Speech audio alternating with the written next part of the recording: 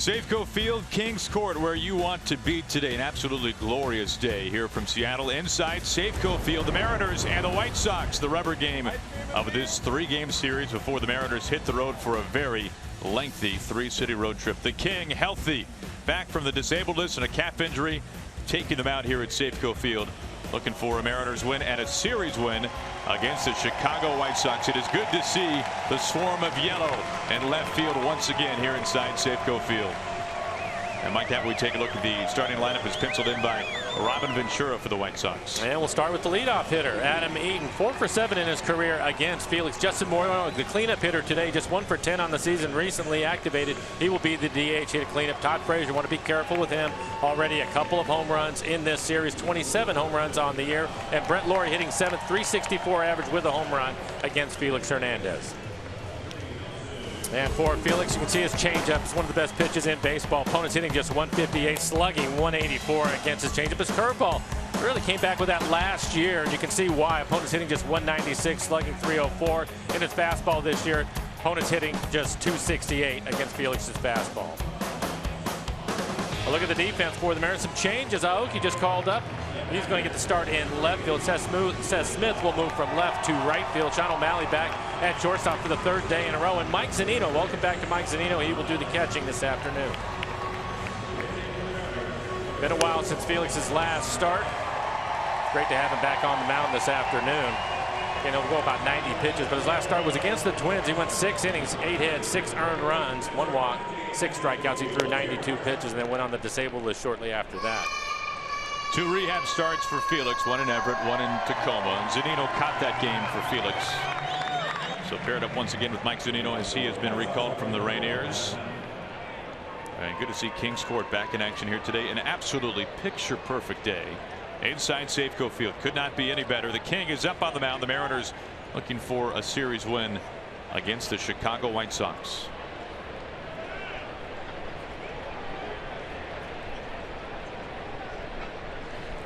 Felix to face Adam Eaton, the everyday leadoff hitter for Robin Ventura.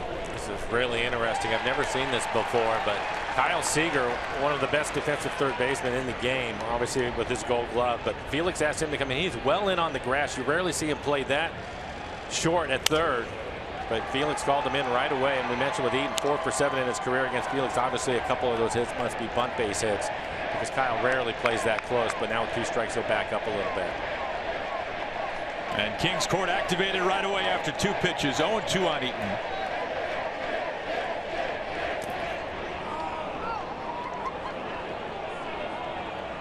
For Felix this year, his average fastball has been right around 90 miles an hour. At times you'll see him at 93. Obviously his changeup, one of the best pitches, just 3 miles an hour separation. His changeup at about 87. You'll see his slider at 84 and his curveball at 79. The Kings 1-2. Ruled ball 2. Andy Fletcher, the home plate umpire, missed that pitch. That was right at the knees where Felix likes to pitch. He likes to pitch down in the zone.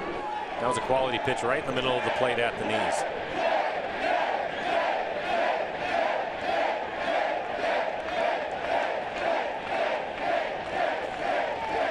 The King starts off with a punch out here against the White Sox.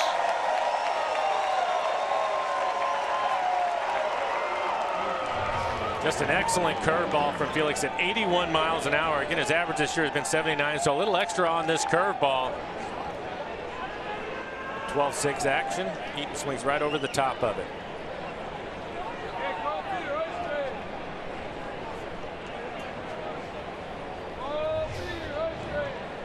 Good start for Felix, now facing Melky Cabrera, batting second today for the White Sox. We've seen Cabrera in the cleanup spot the last 2 days.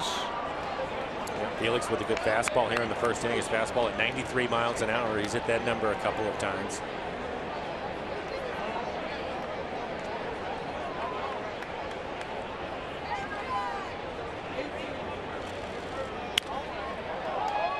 And Felix quickly ahead 0-2.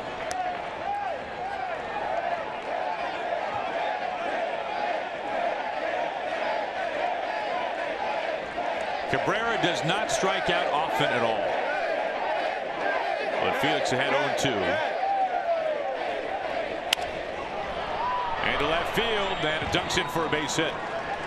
Aoki off the retaining wall. Cabrera digging for 2. And the slide, he is safe.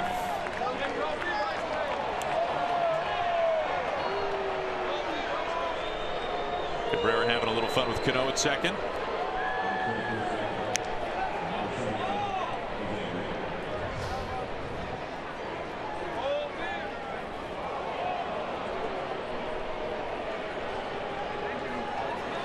Maybe this might get past Aoki, but he plays it well in the corner.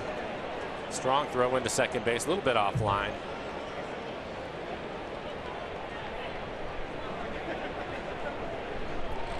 One out, one on for Abreu, who stares at strike 1.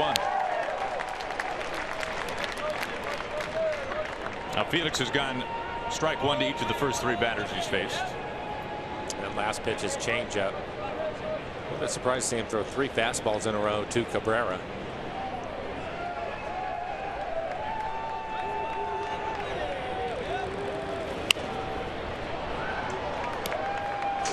Now Felix has gotten 2 strikes to now each of the first 3 hitters. He struck out Eden on the curve, Cabrera the double. One of the things that we talk about with starting pitchers all the time is typically they'll have 3 pitches that they're comfortable with. Felix has 4 of them. And normally you see him try to establish their fastball, maybe mix in a changeup or a curveball. Try to save something for later in the game. Felix doesn't do that. Typically he'll come out and use all of his pitches early, and he's done that here in the first. We've seen all 4 pitches to the first 3 batters. And this is just a good fastball right on the inside corner, jams him up just enough. An easy 2-hopper for Kyle Seager.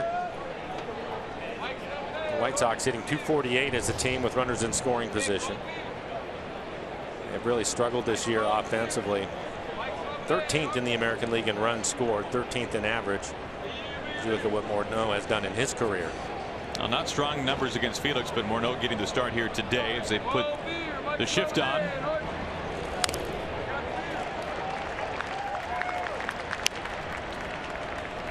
Cano very deep out into right, and O'Malley just about on top of second.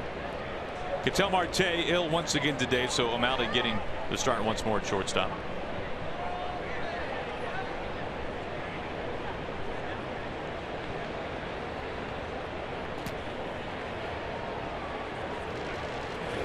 Oh, 2.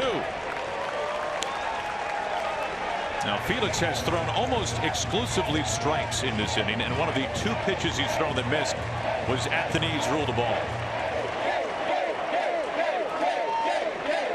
Giving Kings Court an early workout here in the first inning. 2 outs, working around a double from Cabrera at second base.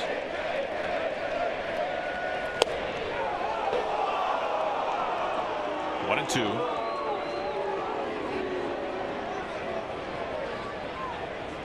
Felix making his first start since May 27th.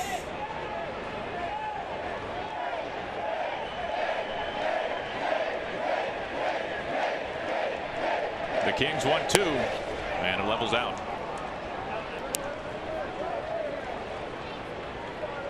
Morneau, the 2006 American League MVP with the Twins, now his 14th Major League season.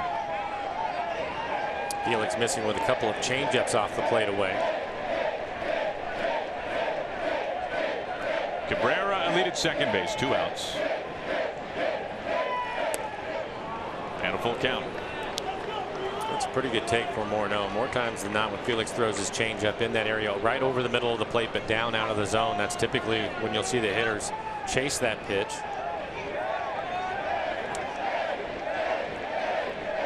Felix on the hunt for his second strikeout here in the inning. Instead, a walk to Morneau. And another good pitch by Felix. Right there. And he's having some early conversation here with Andy Fletcher. Well, you mentioned that he's missed some pitches down in the zone, and they're not out of the zone. They are strikes. And this last pitch was close. And Felix, it's rare to see him have a conversation with an umpire, even especially in the first inning, but a couple of pitches at the knees that he wasn't able to get the call on. Cano to the mound right now, having a conversation with Felix. Now Fletcher in his 17th season as a major league umpire. And it's just letting him know that he thinks that pitch is a strike. 2-on-2 out facing Frazier. Jumps out of the first pitch. And the White Sox once again have taken an early lead. Their second deck home run of this series. It's 3-0. Frazier has homered each and every game here inside Safeco Field. He's got 28 on the season. And that will not help Felix in his attitude when he thought he was out of the inning. Probably should have been. Now he's down 3 runs quickly. For Frazier, this is his 28th home run, and he gets a changeup. It's right in the middle of the plate.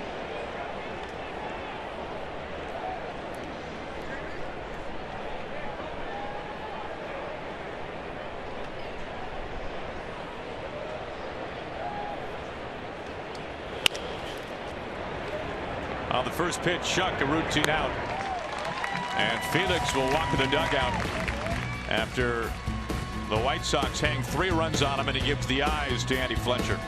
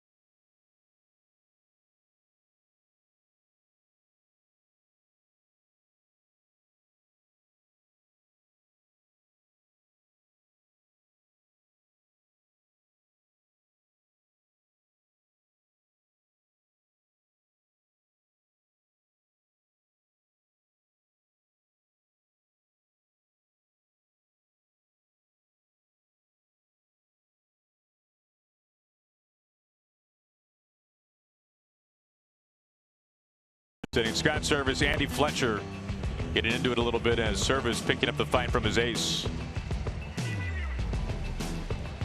A pitch that looked like would have been strike 3 at the knees to end the inning, instead ruled ball 4 to Morneau. And then a pitch later, Frazier a 3-run homer, and Service gives him the wave.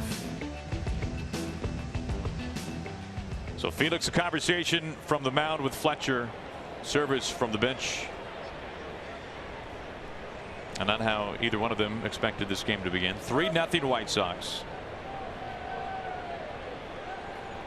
Aoki just recalled today from Tacoma, 16 games with the Rainiers. Hit well, nearly 370. Back in the leadoff spot. And Mike, have a look at the Mariners lineup. As you mentioned, Aoki back in the leadoff spot. Adam Lind is going to hit 6, a 3-run home run, a game-winning home run on Monday night against these White Sox. His 5th in his career. Mike Zunino back in the lineup. He will hit 8th. A couple of home runs for Mike in the brief stint that he was with the Mariners earlier this year.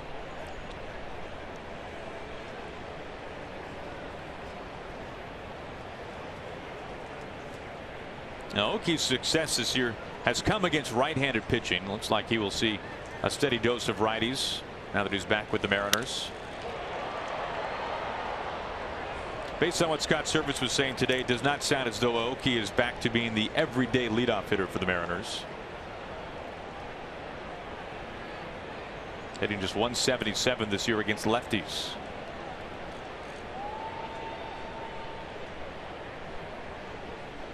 The 0-2 from Gonzalez. For Gonzalez, fastball slider split. His average fastball this year right around 92 miles an hour.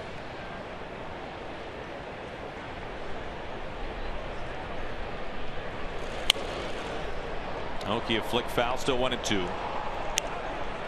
But for Gonzalez, he's not an overpowering pitcher, and the Mariners will be able to put him in play this afternoon. Hopefully that will create some opportunities to drive in some runs. They signed a minor league deal the first few days of April with the White Sox. Began the season in AAA with Charlotte. A leap and a catch by Laurie. One down. Take a closer look at Miguel Gonzalez. On his fastball, opponent's hitting .307, slugging .535, so hopefully the Mariners can take advantage of that. You can see his curveball also has been hit around. You won't see a lot from his curveball today. He will use his slider and his split. Those are his two best off-speed pitches. And a look at the defense. Adam Eaton is in right field, covers a lot of ground. He can also play center field. Tyler Saladino is getting the start at shortstop, his first start in the series. And Navarro doing the catching again this afternoon. Alex Avila on the disabled list, so Navarro will get a lot of the duties behind the plate for the White Sox. Smith, the first pitch, a shot to the gap in right center, and extra bases for Seth Smith, who turns into second base, standing up with a double.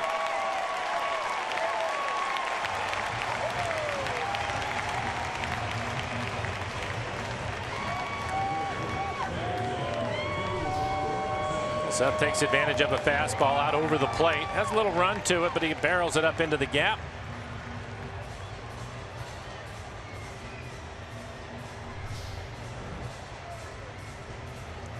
Right away, the Mariners with a runner in scoring position. 1 out, 1 on for Robinson Cano. And the Mariners hitting .258 with runners in scoring position as a team this year.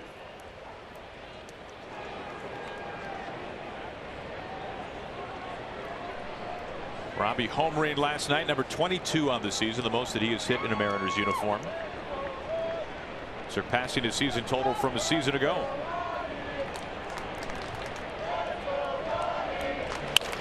On the first pitch out to center. Shuck doesn't have to move a whole lot, 2 outs.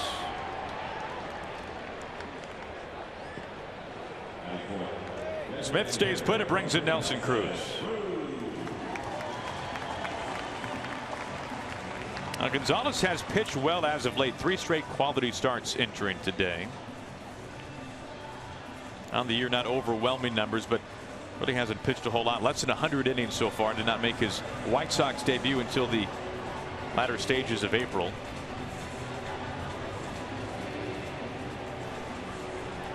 RBI chance for Nelson Cruz, batting .284, entering today.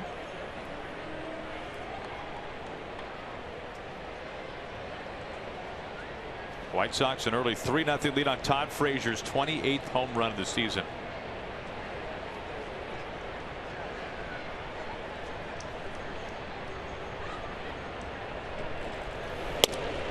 Strike 1 to Nelson.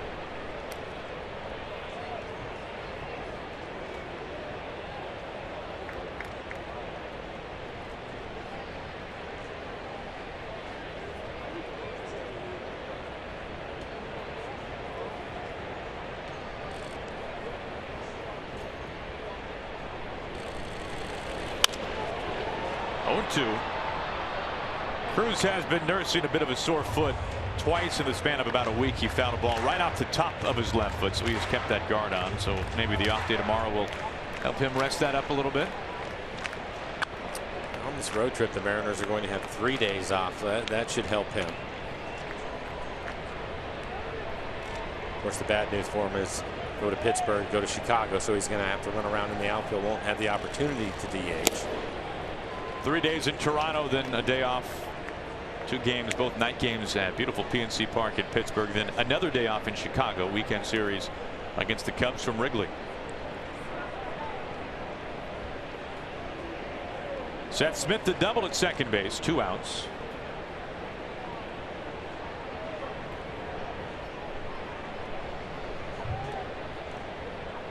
The 1-2 to Cruz.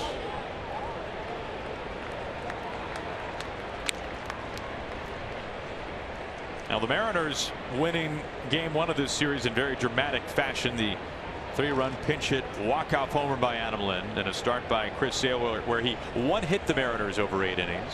White Sox winning last night 6-1 behind Jose Quintana and the bullpen.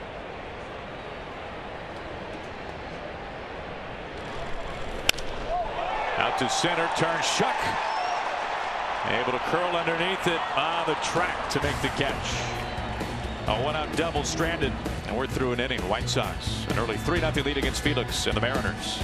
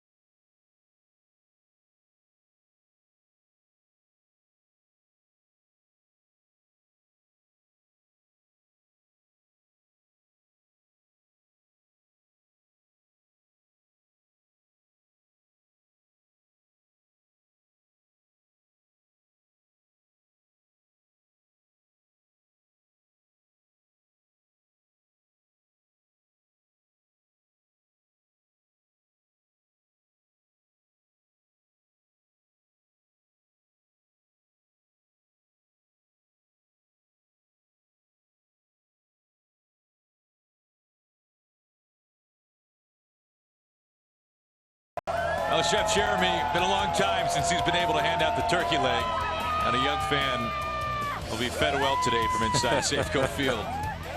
Needs to use both hands, Aaron. That should be lunch and dinner, maybe even some leftovers for breakfast.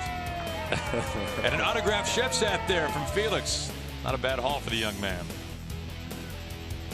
The King back to work facing J.B. Shuck. Pardon me, Lowry. Well, and you can see Andy Fletcher, the home plate umpire, now where he's standing, and obviously there was some controversy at the end of the top of the first, and that's typically where the umpires will stand when the pitcher is getting loose. But I think in the situation after what happened in the first inning, and Felix not happy with the strike zone, as Lowry will hit this out to right, Seth Smith looks like he'll be able to handle it. I think sometimes maybe going on the other side or be a little bit better idea, as opposed to basically, I wouldn't say he's instigating anything, but you're certainly not helping matters. Yeah. And you and I were talking about it, Aaron, in the break, that the problem with it all is Felix felt that there were a number of pitches that were strikes. You and I could see on the tracer that they were strikes.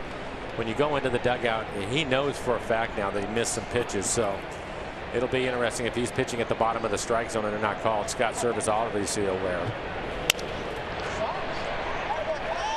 Low pick there by Seager. And 2 quick outs. So hopefully that's the end of it. We'll see.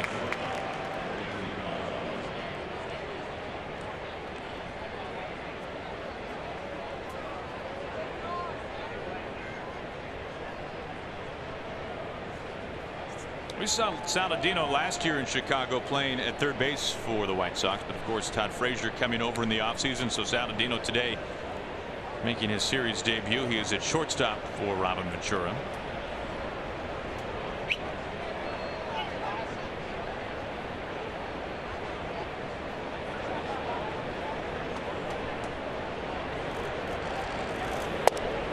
And a first pitch strike from Felix. And that has been a theme today. First pitch strike almost every time from the King. O'Malley has to drop to a knee and can't hold on to it. A hot shot. And Saladino a 2-out base hit.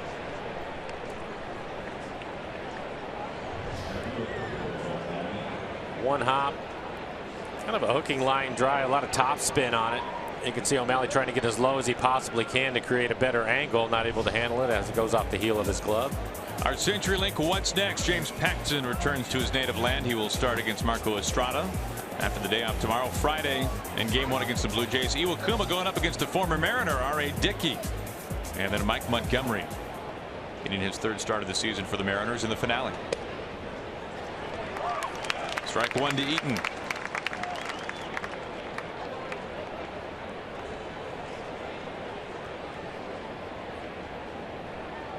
Eaton struck out on a curveball to begin the ball game today.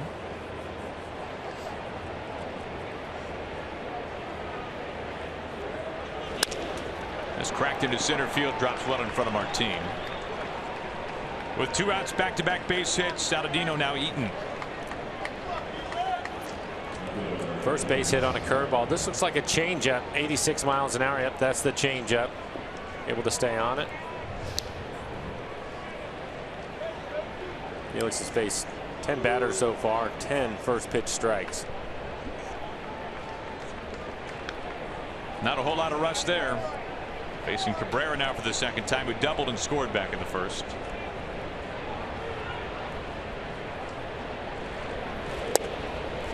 And another first pitch strike.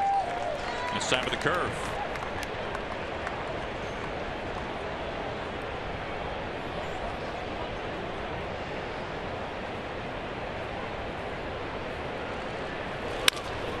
On the ground and through the right side. Saladino getting waved in around 3rd.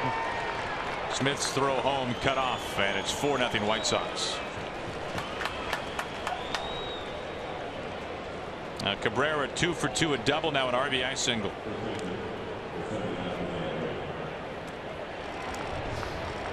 This looks like a fastball, 91 miles an hour, belt tie. Ends up jamming him, but he finds a hole on the right side of the infield. Meanwhile, Eaton goes first to 3rd. Runners on the corners for Abreu.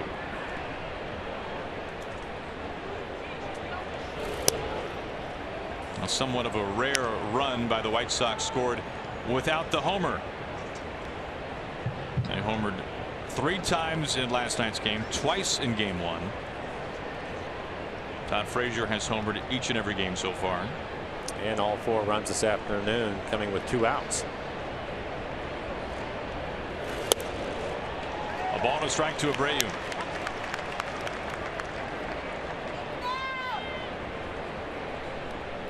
Felix now at 30 pitches, 23 strikes.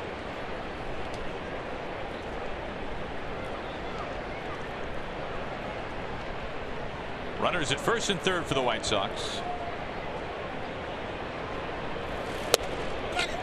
And appealed out at first base, and Mark Rippinger says that it goes around. Felix looking for his first strikeout since the very first batter of the ball game.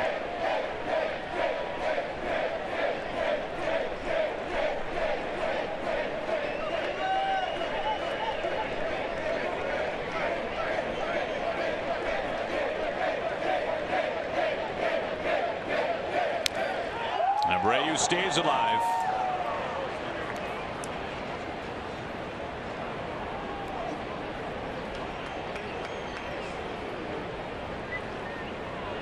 The last time Felix was up on the mound for the Mariners, the Mariners were in first place in the West by a game and a half. Today they are in third. 47 up, 47 down. Trying to get a series win today against Chicago here from Safeco.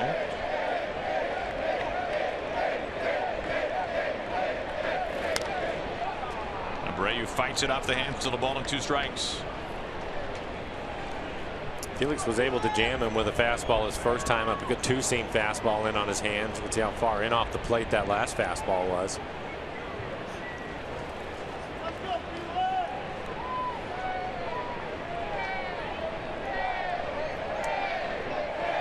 Well, Felix has not had a quick inning so far.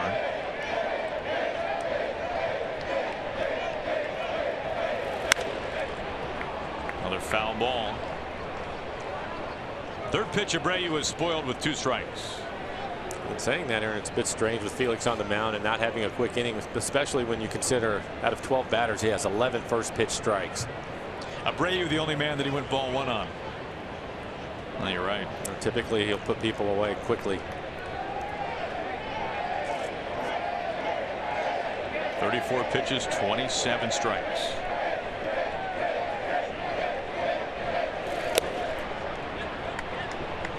Cabrera take it off. He's in at second.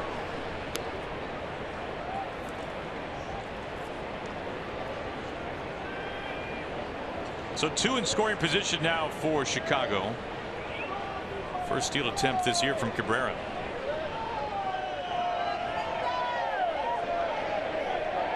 Cabrera at second, Eaton at third.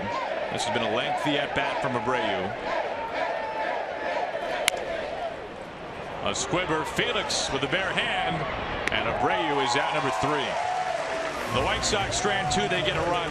As we go to the bottom of the second, we'll see Kyle Seager followed by Adam Lind, and then Leonys Martinez. The Mariners are coming up in the bottom of the second.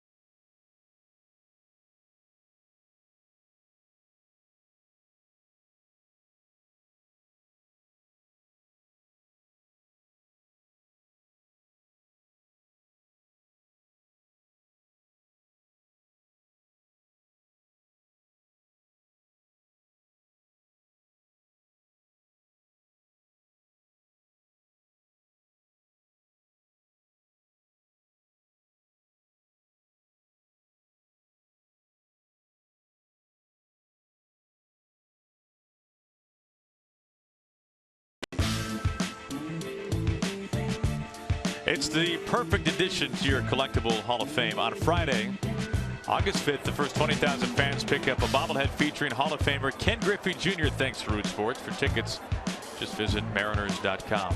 4 days away from Jr. going into the Hall of Fame. Most first place votes ever. Passing Tom Seaver of the Mets. Seager leads off the Mariners second, as Gonzalez now works with a 4-0 lead. Gonzalez throwing a lot of strikes in the first inning. 13 pitches, 10 strikes for Gonzalez. He was able to work around a 1-out double by Smith. And Seager gets ahead 2-0. And the White Sox have the shift on with Kyle hitting. Take a look at the defense.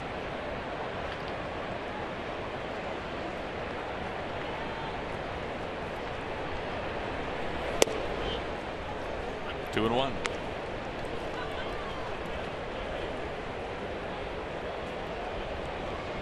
Seager now with 18 home runs, 63 RBIs, batting over .280 for the season. And since the start of May has been one of the best hitters in the game.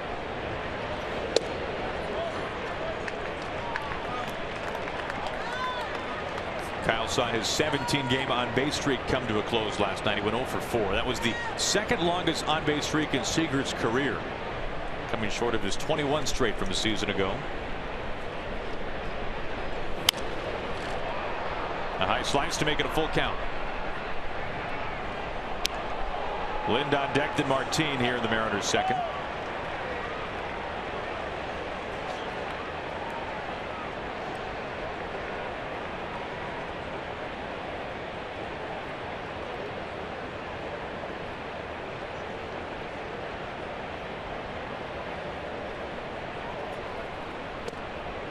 Seager leadoff walk.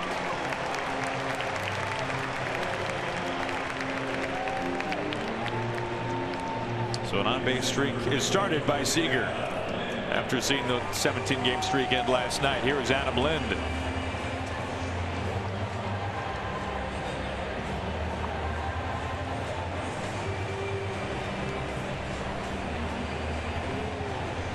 Now, Lind has obviously made some headlines with the jump shot celebration after the 2 walk-offs. He's from Indiana.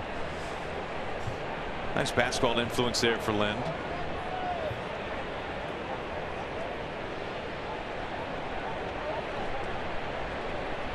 Oh, the natural question for Lind is, okay, you're from Indiana. We've seen the jump shot celebration. How good of a high school basketball player were you?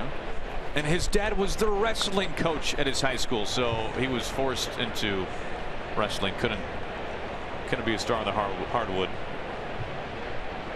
Maybe that's why he practices jump shot now. There it is. 1-1.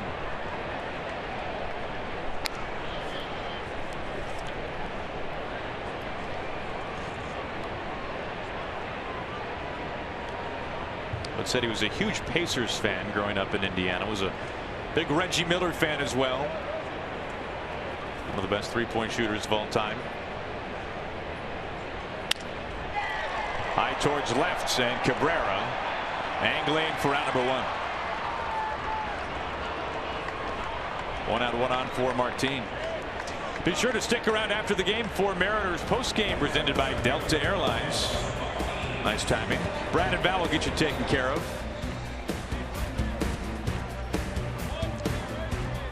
Mariners will be headed to the airport once this one's over with. Flying all the way over to Toronto. It'll be a late arrival, but a day off tomorrow, so that's the good news.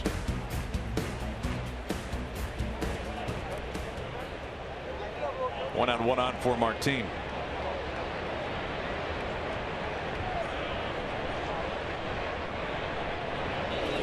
Martin, a lift out to right.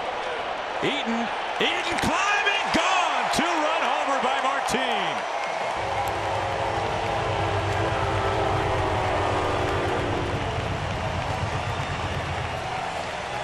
Number 12 this year, and that has cut the White Sox lead in half.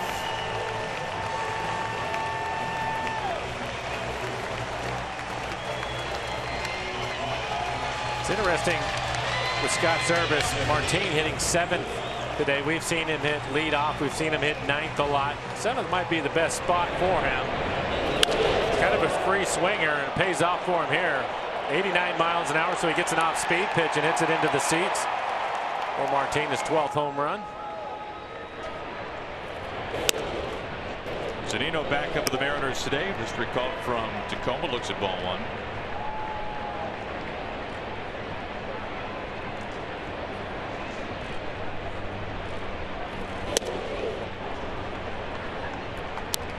Now for Martin, his first home run since the club was in Detroit back on June 23rd. So it's been some time for Martin, who got up to such a power surge to begin the season.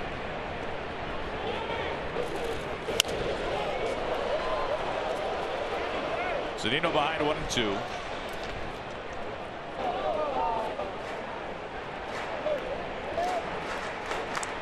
Zunino a home run in his first at-bat with the Mariners this year, and then a home run later in that game as well. As you take a look at the roster moves today from Jerry Dipoto. Felix, of course, activated. Aoki back up along with Zunino. Rollins, Robertson, and Sucre option back down to the Rainiers. Zunino out to center field. This turn, Shuck having a range for it, and he tracks it down for out number 2. Now Zunino squaring it up with 2 strikes. Well, Mike, when he was up earlier, played in a couple of games, hit the 2 home runs, but I thought he had a better approach with 2 strikes. And here he is with 2 strikes. This is a pretty good fastball, 94 right on the outside corner. That was a location last year that caused him some problems, but he's able to stay on this pitch. Gives it a pretty good ride out to center field.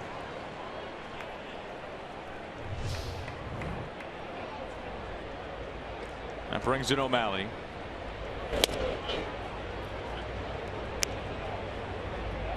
Right over the heart of the plate for strike 1.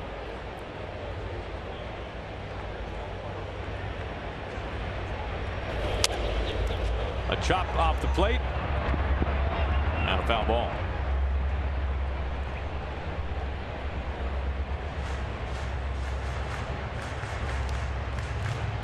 Now 5 of the 6 runs so far scored in this game have come on homers that have been hit on the first pitch of the at-bat. Frazier, the 3-run shot in the first, and Martin, a 2-run homer here in the second.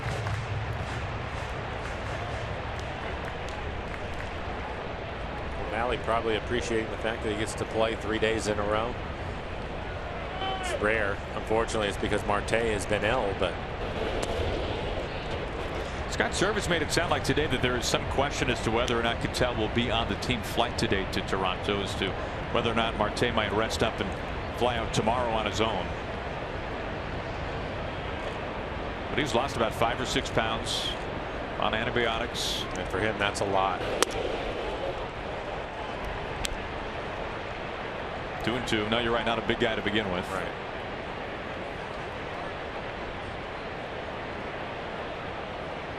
So O'Malley once again getting the start today at shortstop. Full count.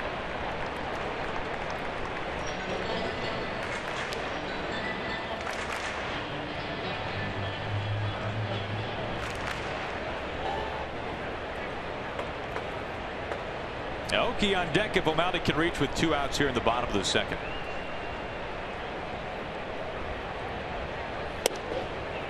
And strike 3 called. That ends the bottom of the second inning, but Leonys Martin, home run number 12 on the season, after the leadoff walk to Kyle Seager, has cut into this White Sox lead. The Mariners down by 2.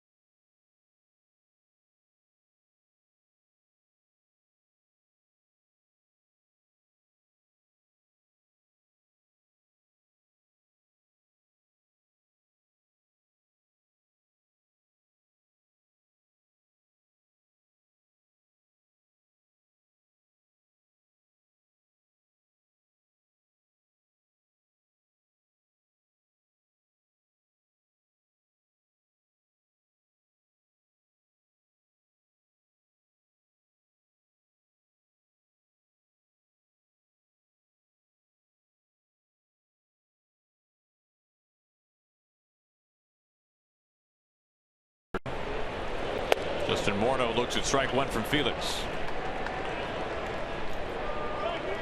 It was Morneau who drew a 2-out walk on a pitch at the knees, ruled ball 4, that extended that first inning for Frazier in the home run.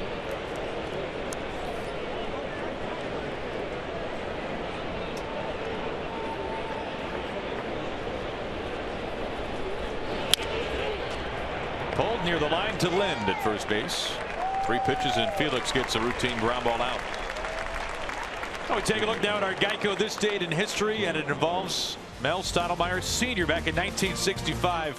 This is incredible. Hit an inside the park home run and threw a complete game in a 6-3 win over the Red Sox, pitching of course with the Yankees.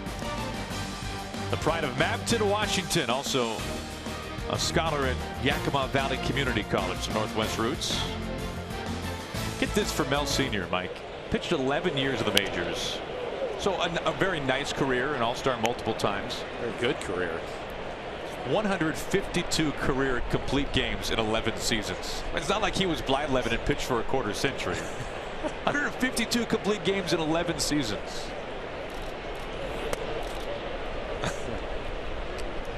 Numbers that we just don't see anymore.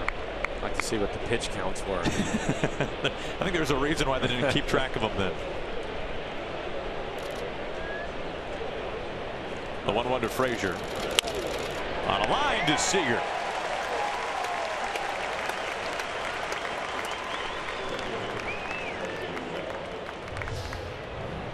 It's a curveball, 80 miles an hour. Well positioned at third. It's Kyle Seager. No problem.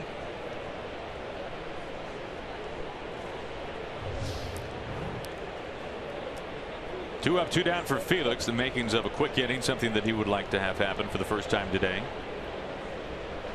6 batters of the first, 7 of the second. He has got first pitch strike to every batter but 1.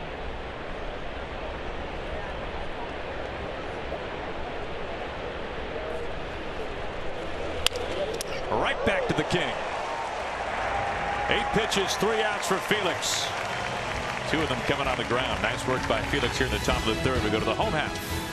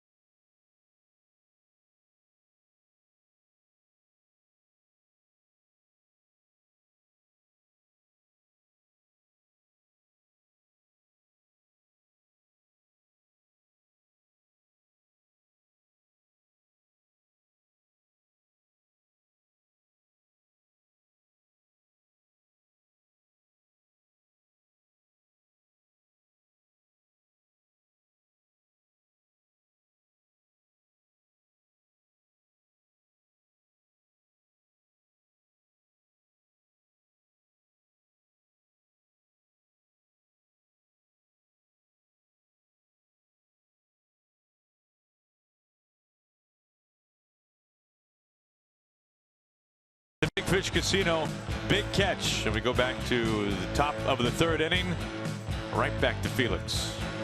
Well, Felix so far has had to make a couple of plays, and I've watched him closely and make sure that that calf injury was fine, and it appears to be had to move to his right coming off the mound earlier in the game, and to made that play. It seems to be okay. Gonzalez drops in a curve for strike 1.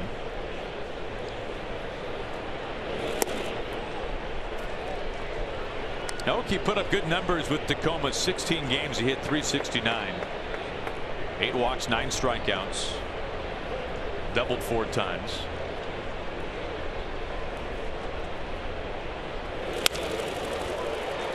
Shuck in center field, off to his left. 1 down.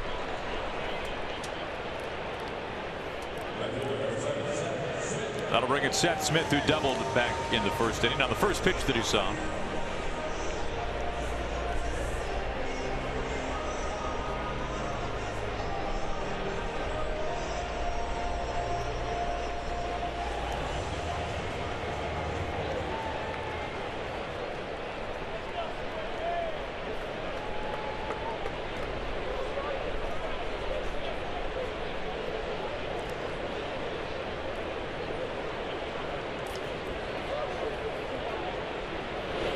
White Sox, one of the few teams, at least in this at bat, that does not have a full shift on for Seth, although Saladino is shaded and now moving a little bit more on top of the bag at second.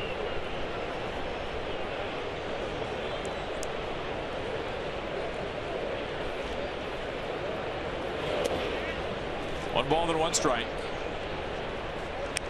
See, he's mixing it up. 50% fastballs, using his split and his slider. Occasional curveball from him. Well, not an overpowering righty by any means. Fastball about 91 miles an hour. He's hit 94 a few times today, so he's feeling pretty good. There's a curveball. That's definitely higher than usual for Gonzalez.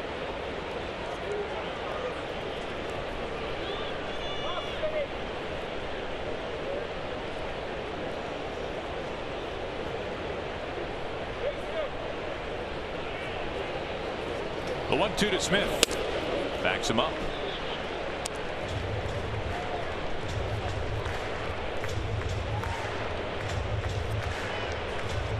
Gonzalez, the first right-handed starter the Mariners are seeing in this series. It's not often that you face 2 left-handed all-stars back-to-back nights, but that's what's happened. First 2 games against Chicago. Sale in game 1, Quintana last night.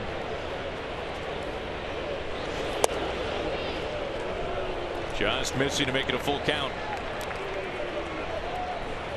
Cano on deck. 1 out, bases empty. Smith, the 3-ball 2-strike count.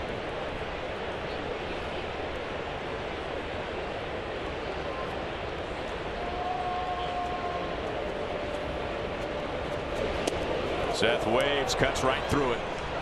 There's the curveball from Gonzalez. 2 outs. 2 up, 2 down for Cano. The Mariner Moose invites all youngsters to head to center field the next time they're at the ballpark. There they can check out the Seattle Children's Playfield, plus stop by the Moose Den to have their picture taken with the best mascot in baseball. Second strikeout today for Gonzalez, now facing Cano.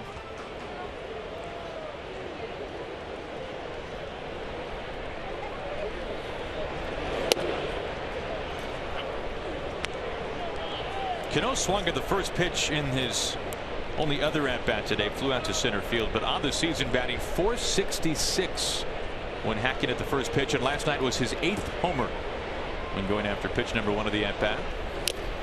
It was pretty amazing. It was a curveball from Quintana, and a lefty, pretty good curveball too, and he left it up in the zone.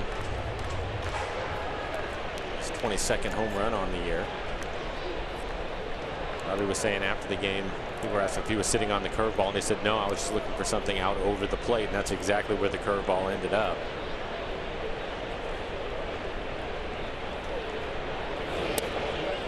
Ball and 2 strikes.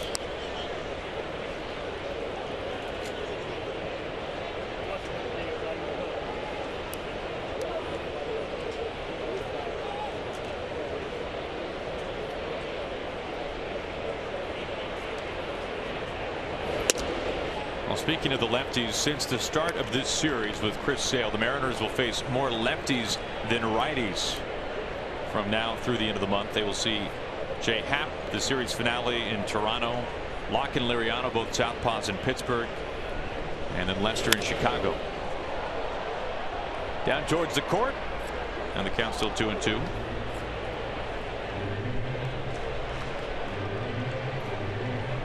Scheduled, by the way, to see Lester and Arrieta first 2 games in Chicago if Joe Maddon's rotation holds.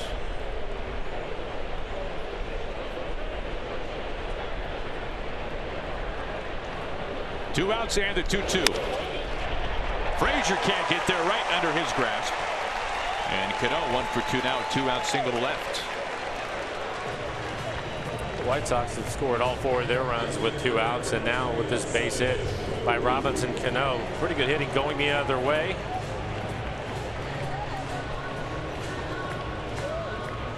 Such a good job keeping his head down in the strike zone, right on the ball. That'll give Nelson Cruz an opportunity to tie this ball game up. Nelson leads the club with 23 home runs, 58 RBIs on the year. Hit the ball hard. His first time up was deep to center field. And facing a righty who has struggled retiring right-handed hitters at times this year.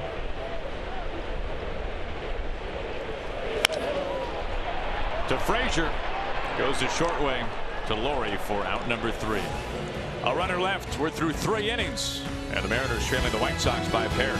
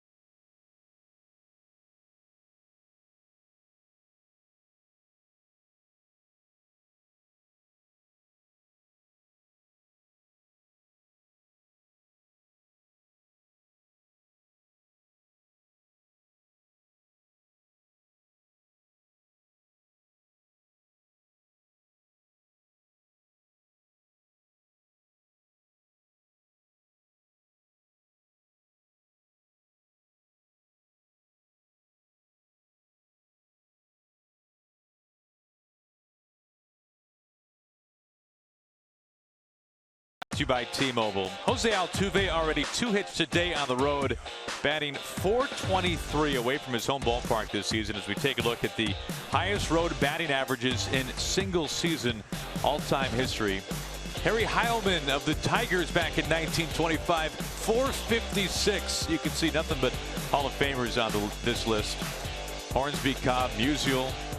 Each one of these guys, by the way, won the batting title in their respective seasons, with the exception of Ty Cobb, who was on Heilmann's Tigers team in 1925. So Cobb .418 on the road that year, and Heilmann .456. Darren, I have to tell you, seeing Cobb on there a couple of times and Stan the Man just once.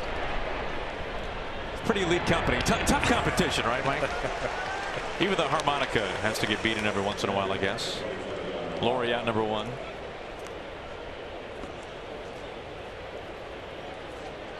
It seems like on almost a weekly basis we're getting text alerts from the MLB at Bat app that Jose Altuve is a hit away of one form or another from the cycle. And he's been a multi-hit machine over his career, and especially this season, and you can see a lot of that coming away from Minute Maid Park. Navarro stares at a strike. I know it's still early in his career, but it seems strange, but I think he's going to end up wearing an Astros uniform for his entire career. Sure seems that way. Yeah. Everything that he has said and done makes you think that he's very happy in Houston and wants to be there for a long time. The 0-2 from Felix. You mentioned the numbers and what he's been doing this year, and really what he's done in his career so far, and really club-friendly contract he decided to sign. Very. Yeah. Signed that right before he won his first batting title. Martin charging in, and he's able to make the catch for out number 2. How about we take a look at our Lowe's home field advantage? Felix right here at Safeco Field.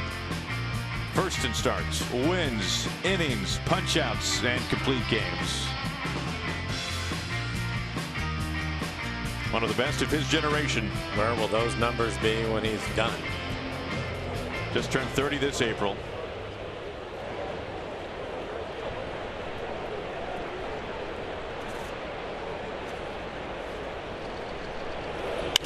Saladino on the first pitch, slicing to right, and a base hit.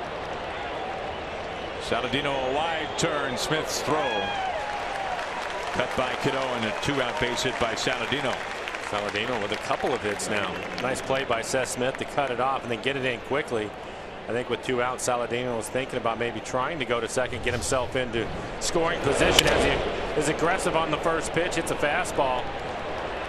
He comes around. He was thinking about it, but a good play by Smith in right field, and Seth again and going over, having to backhand it to keep it from getting into the corner, and he gets it in quickly. He has a strong throwing arm.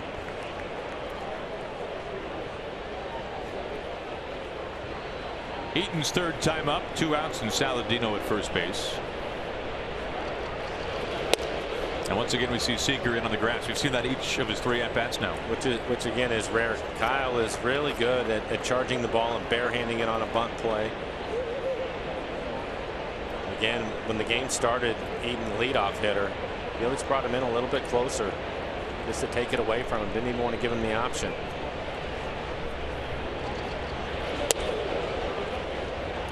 Two 2-0. Now Felix now facing the order for the 3rd time through, and Eaton just the 2nd batter that he's gone ball 1-2.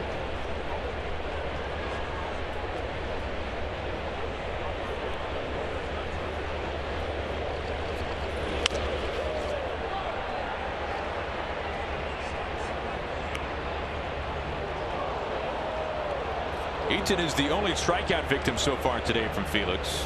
That began the ball game.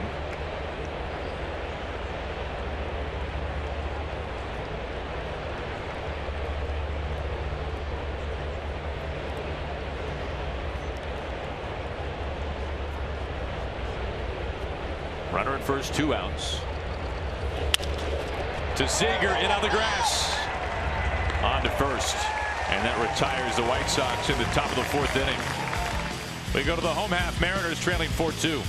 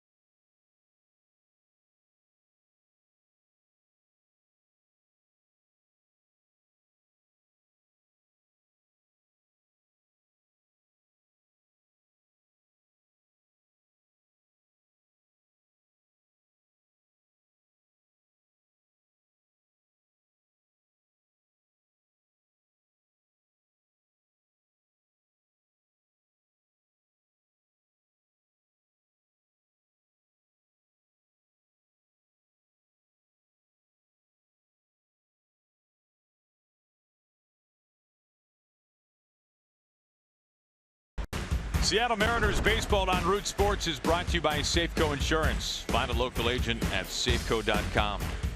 By Steel. To find your local Steel dealer, visit steeldealer.com. And by Shag, where your friends live. Beautiful look onto Safeco Field. A gorgeous day here from Seattle as Kyle Seager gets set to lead off the bottom of the 4th inning. 2 runs for the Mariners coming on Martine's 12th home run of the season. Ball 1 to Kyle. Seager walked and scored on Martine's homer. That came in the second.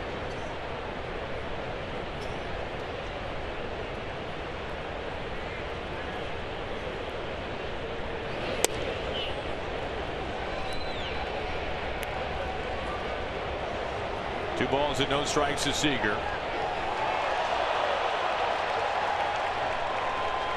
And a little bit of a delay as a fan lost his way.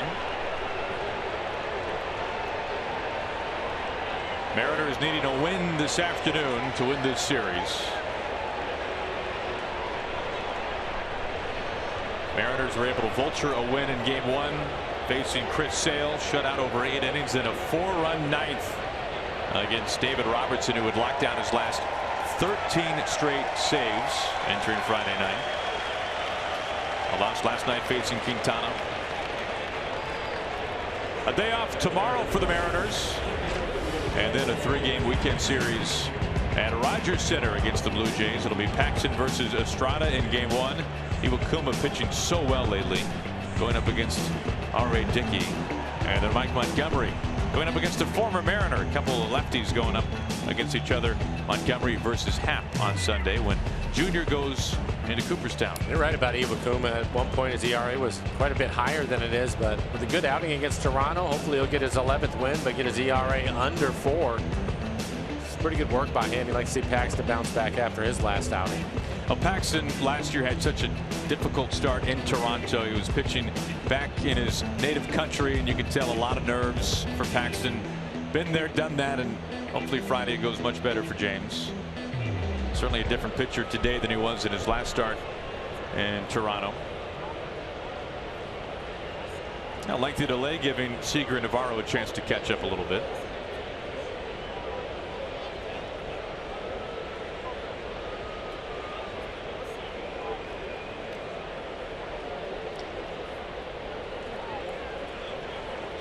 So here we go.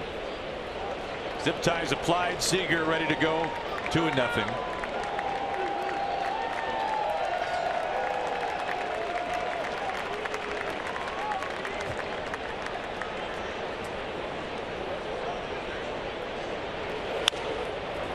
Seager pops it up, trying to get out of play, and it does.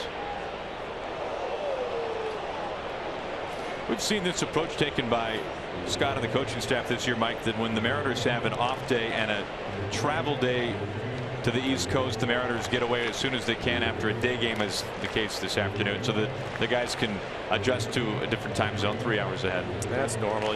Most teams will do that, especially when you're traveling from one coast to the other. As opposed to taking off tomorrow and then getting into Toronto a little bit later tomorrow night. Guys will have a full day off in the city tomorrow afternoon.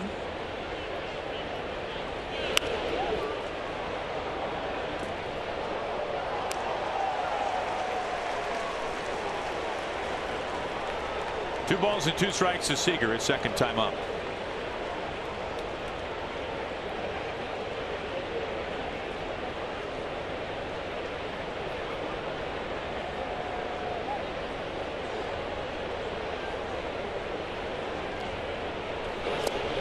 Seager down on strikes to begin the bottom of the 4th.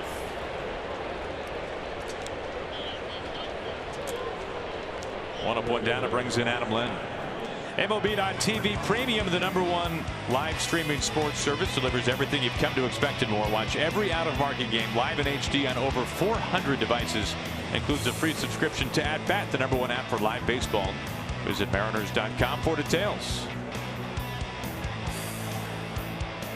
Third strikeout for Gonzalez.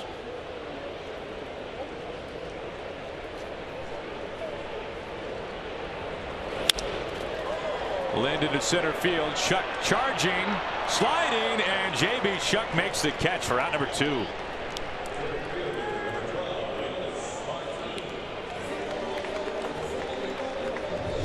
Talked about Eaton in right field, normally playing center field, and the reason why he's in right is because of Shuck. Covers a lot of ground, and a pretty good break on that line drive out to center field.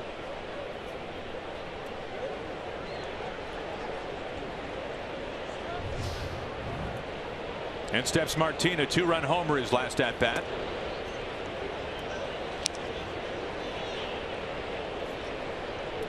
His 12th home run of the year, now 28 RBIs for Martin.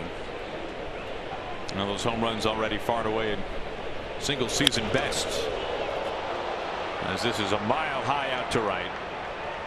Eaton underneath in the sunshine for out number 3. The side is retired in order by Miguel Gonzalez for the first time in the first 4 innings.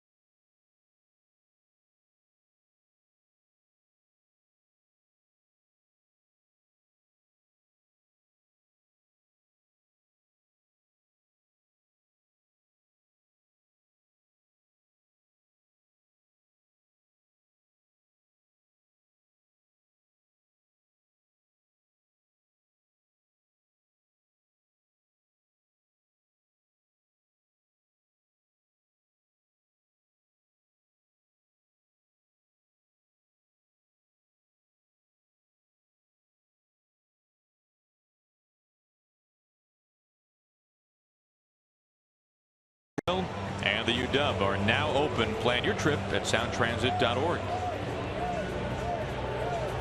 A full house here from inside Safeco Field. We move to the top of the 5th inning. White Sox a 3-run first, 1 run in the second, but Felix very efficient his last 2 innings. 18 pitches to get the last 6 outs. We'll see how he will do with Cabrera. Cabrera having a good afternoon. He is 2 for 2, has scored a run and driven in a run. One of his hits a double. He's also stolen a base.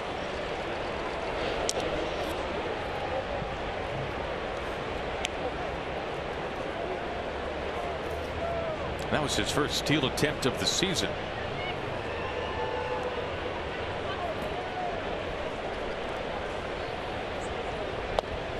One and one.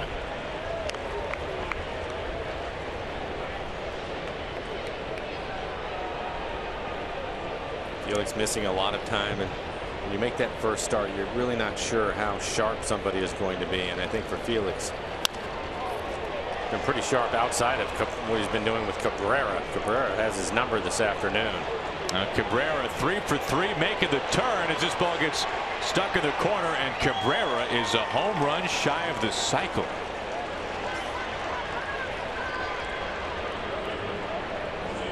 Double in the first, a single in the second, and Cabrera a triple to begin the 5th. And he's able to stay on a changeup at 87 miles an hour. He's used the entire field out in front of the changeup a little bit, but able to keep it fair for a leadoff triple. Felix right now 57 pitches, 44 strikes, just 13 balls in the game. He's faced 20 batters, 17 first pitch strikes. His 4th triple this year, 4 more than I would have guessed. Abreu is shot down the left field line and foul.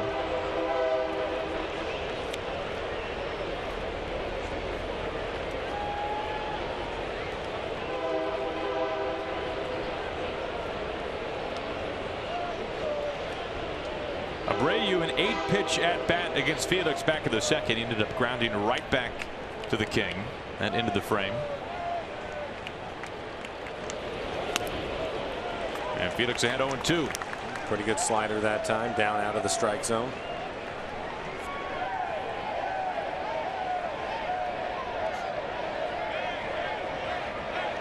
Felix having to work around a leadoff triple.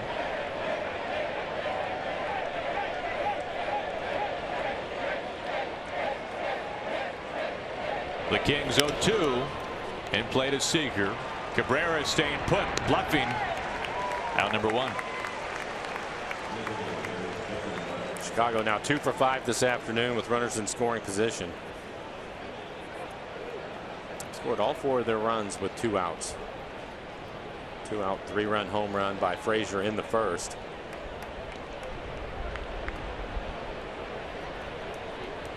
It was Morneau who drew the walk with 2 outs to extend that inning to get it to Frazier. Mariners will bring their infield in with 1 out. Now, what's the strategy involved? We saw the infield back a little ways with nobody out. Cabrera the triple. Now we see it brought in with 1 out, as you mentioned. Well, typically, especially this is borderline, but you want to stay away from the big inning more than anything. And with nobody out, I think that's the thinking. We'll give up a run for an out here to stay away from the big inning. But now with an out, they think that percentages play them a little bit more. Maybe you can get out of this inning now, that especially with Felix on the mound, without giving up a run. But I think you're really taking a chance with nobody out by bringing your infield in. So more than anything, just staying away from the big inning.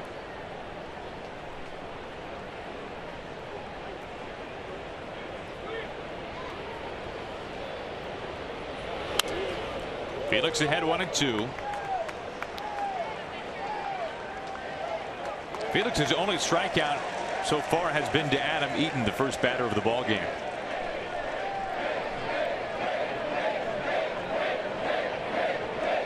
Kings Court ready with a 1-2 count to Morneau.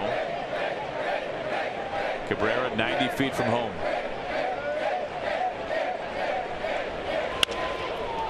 Right over Cano.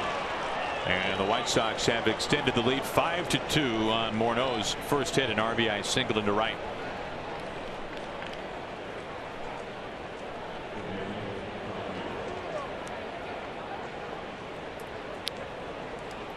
And I think you have to give Morneau some credit. They wanted to go upper part of the strike zone on the inside corner. Felix able to get the fastball there.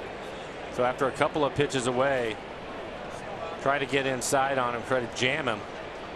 Maybe get him to swing and miss it. Didn't work out.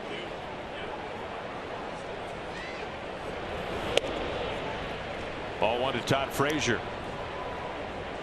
Now, Frazier today has done something that he has never done in his career, and that is homer in 3 consecutive games.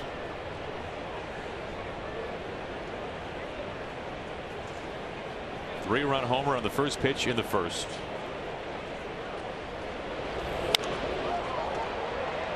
Popped up. Seager fights the sun on the track. Comes back, and Seager is there for round number 2.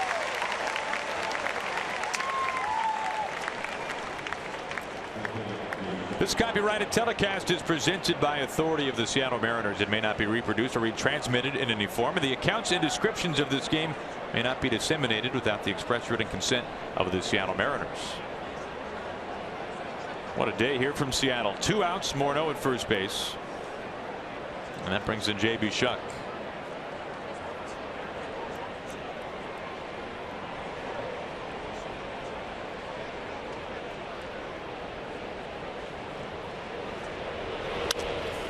Shuck on the first pitch. Zunino off with the mask near the netting. And that wraps up the top of the 5th inning. A run in. The leadoff triple by Cabrera. Morneau drives him in as Felix is through 5.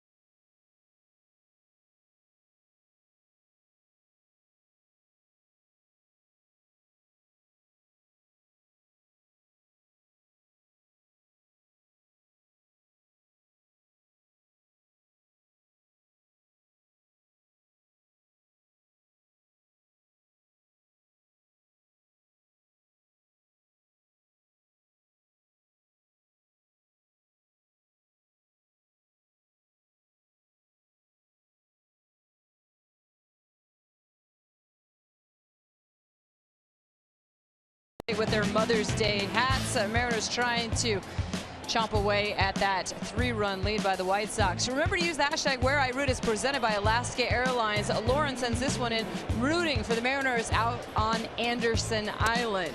All right, guys, get it back to you. It's #WhereIRoot, presented by Alaska Airlines. All right, thank you, Angie. Zunino leads off the bottom of the 5th inning. O'Malley and Aoki to follow. 0-2. Now Zunino's first at bat, a fly ball out to center. It got shucked back to the warning track.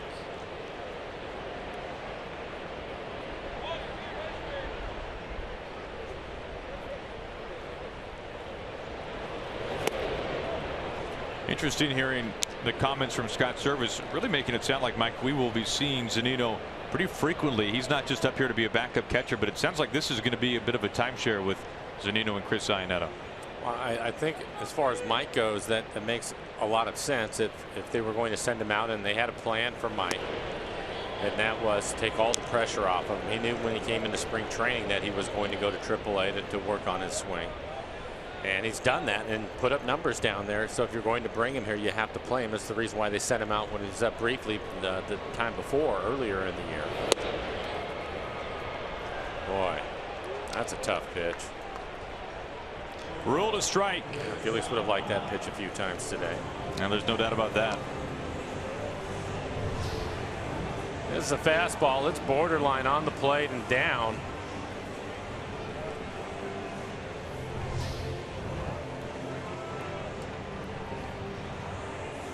Strikeout number 4 for Gonzalez.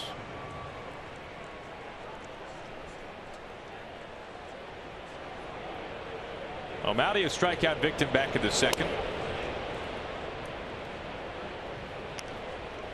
But as you were saying, Mike, Zunino being up here, he has to play. He has to play, or all of the work and everything you've done really doesn't matter. It doesn't make much sense. So it just sits on the shelf. Exactly, and maybe he takes a few steps backwards. So I think if you're going to put the time in for Mike, and now that you've made the decision that you're going to bring him up, I think that he's not going to play every day, but he's going to get a chance to play quite a bit, and I think that that's what has to happen.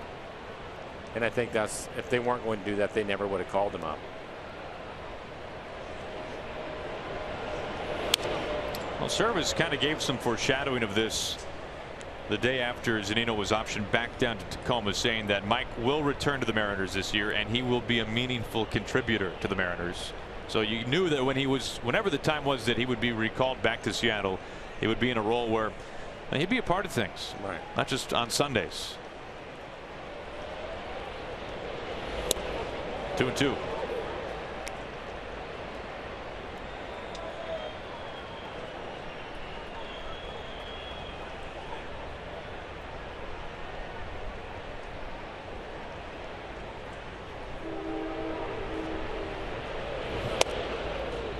O'Malley rung up on almost the same pitch that Zunino looked at.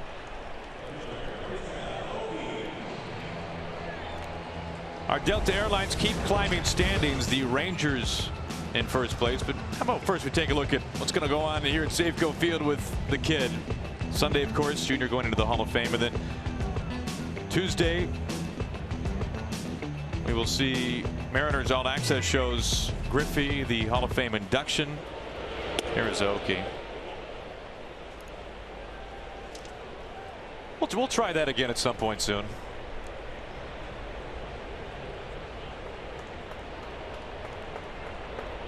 Two outs, back-to-back strikeouts looking as Aoki takes a wild hack.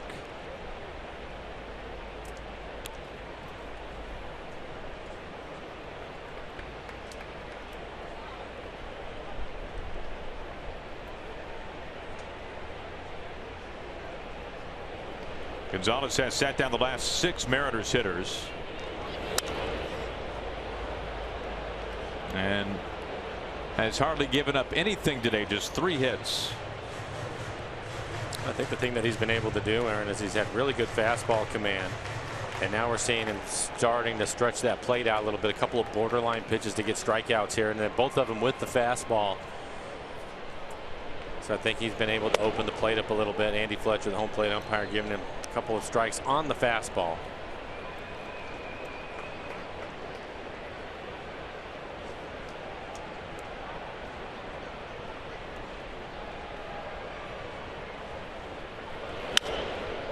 Pulled foul.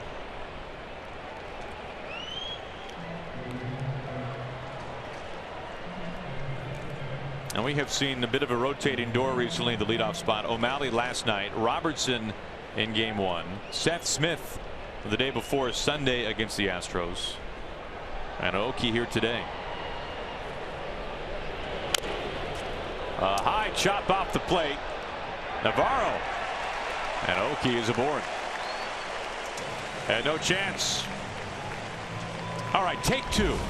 Delta Airlines keep climbing standings as the Rangers are in first place. The Astros nipping at their heels, 4.5 back. Both the Rangers and the Astros have lost 2 straight. The Angels, by the way, have won 5 in a row. They swept these White Sox and the Big A. But as you zone in on the Rangers a little bit, Mike, they've dropped 14 now of their last 17 games. 14 of their last 17. Again, you can see the effect that they lost a couple of their starting pitchers, and they're having a tough time working around that. The Mariners obviously have gone through that themselves. Taijuan Walker not available. Lost Miley for a period of time. Felix just making his return after being out for what, 6 weeks. So it's difficult, a difficult thing to do for any club. He can't be on a cloud for 162 games. Yeah, and that's why it'll be interesting to watch the Mariners now that you have Felix back, you have Aoki back in the lineup. The emergence of Diaz out in their bullpen, I think, is a huge plus for them. See what Mike Zunino can contribute the rest of the way, and then hopefully get Taijuan. There goes Aoki, a dribbler. Gonzalez off the mound, and that wraps up 5 innings here from Safeco Field. We're up to the 6th. The White Sox still hold the lead.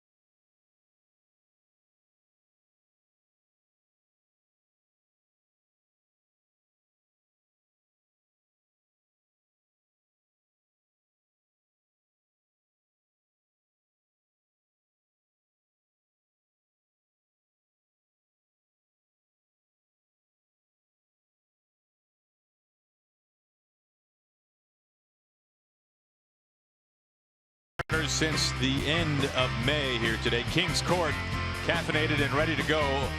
Day baseball from Safeco Field. Felix taking on the White Sox. Mariners needing to win the rubber game of this 3-game series. And we take a look at his line so far through 5. 8 hits, 5 runs. They're all earned. 1 walk, 1 strikeout, 67 pitches. He's thrown a lot of strikes today, a lot of first pitch strikes. Again, I think you go all the way back to the 1st inning. And the walk to Morneau, he was not happy about it.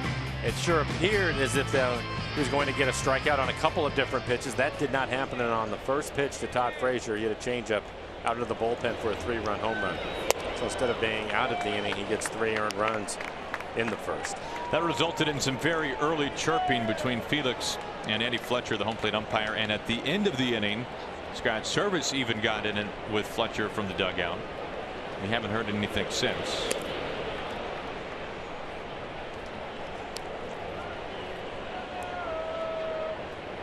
Brett Lawrie leading off the top of the 6th inning.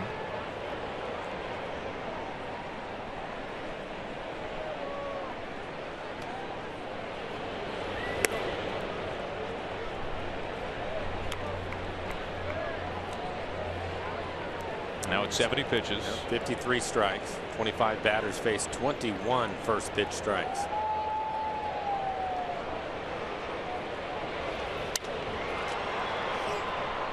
High out to Martin in center field. And an easy out, number 1. Sign your little sluggers up for the free Mariners Kids Club powered by Junior Mariners. Membership includes newsletters and special offers. Plus, when you visit Safeco Field, kids get a wiffle ball, Kids Club badge, and more. Join the free Mariners Kids Club by simply going to mariners.com/kids. What a day out to be at the pen as we are 1 out into the top of the 6th. The catcher Navarro looks at ball 1.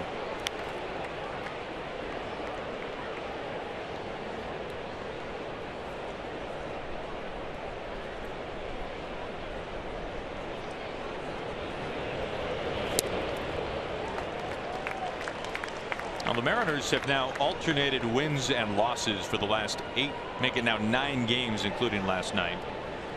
Trying to get some kind of winning streak going on this upcoming road trip. Navarro hit well out to center, but Martin able to cover the ground quickly for out number 2.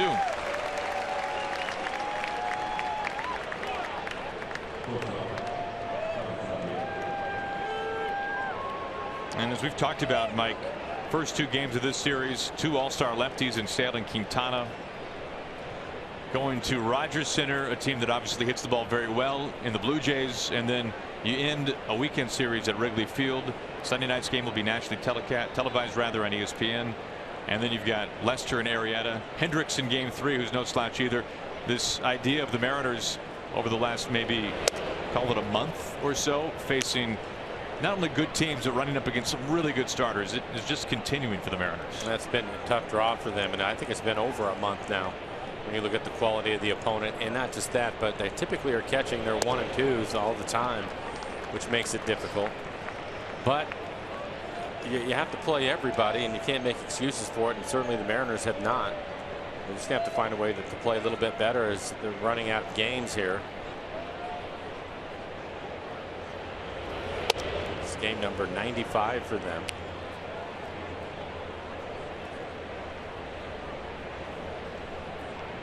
Getting to that point too, Aaron, where they've been going back and forth, 500 a game up, you know, a game under, get back to 500, going back and forth there. It's like seeing them try to win 4 or 5 in a row, get on a nice little run. Difficult, as you said, because of the opponent and the pitching that they're up against.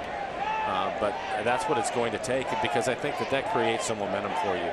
You know, a nice win here and there isn't necessarily going to do it. You have to string a few together.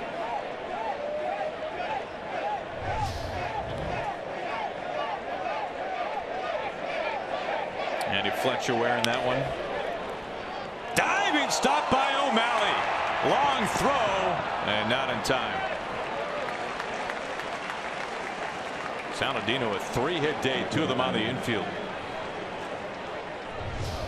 Take a look at the effort by Sean O'Malley. It looked like it was going to be just a base hit into left field.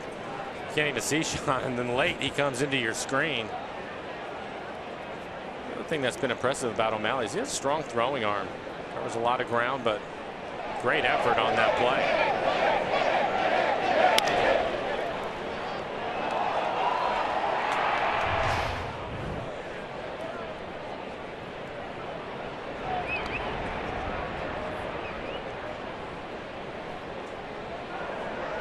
Wilhelmsen warming up.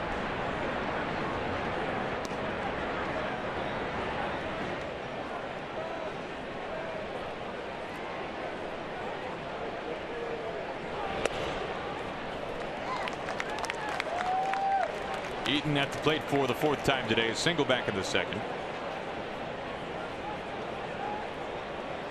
Seager once again in on the grass with Eaton at the plate.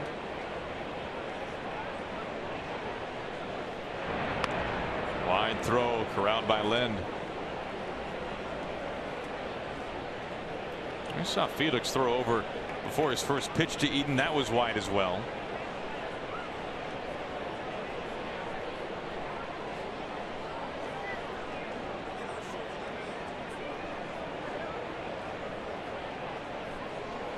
A Felix would certainly love to end this inning with Adam Eaton at the plate and not face Melky Cabrera, who is on deck. Cabrera is a home run shy of the cycle.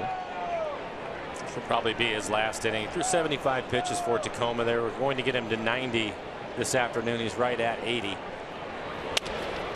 To Seager. And that ends the top of the 6th inning. Saladino stranded. Felix threw 6 in his return to the rotation.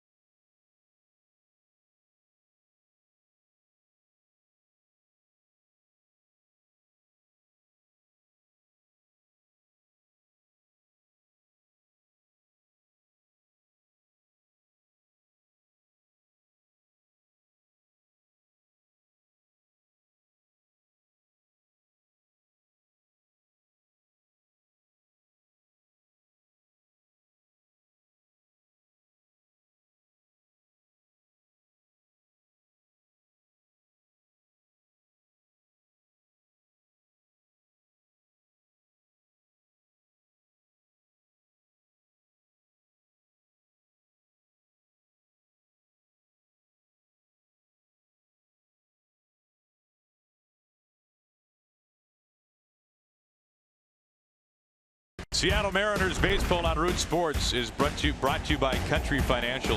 Visit ownyourfuture.com. And by the Out to Lunch concert series presented by the Downtown Seattle Association.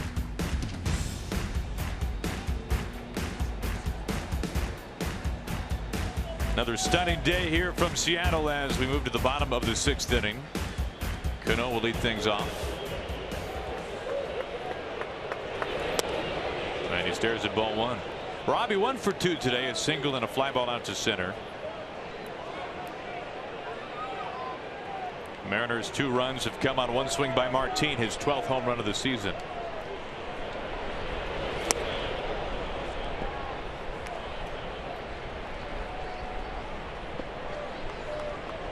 Cano, Cruz, and Seager, the teeth of the order, due up here in the bottom of the 6th.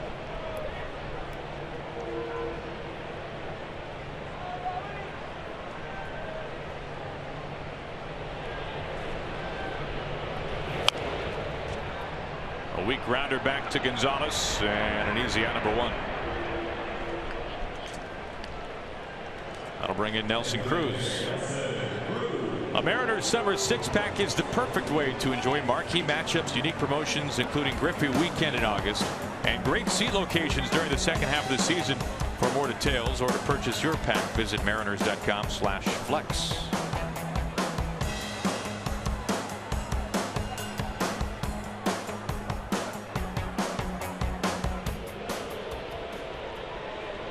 Now, since that home run by Martin, Gonzalez has sat down all but 2 hitters.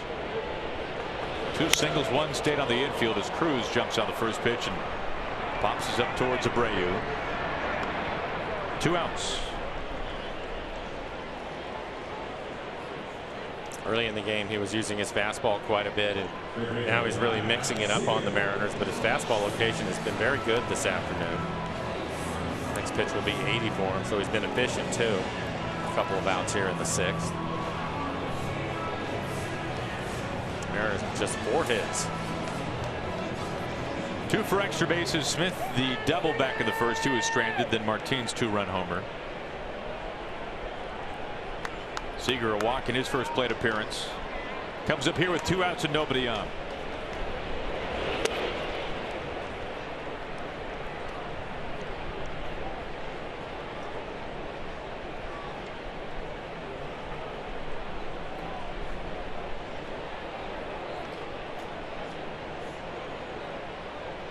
Shift is on for Kyle.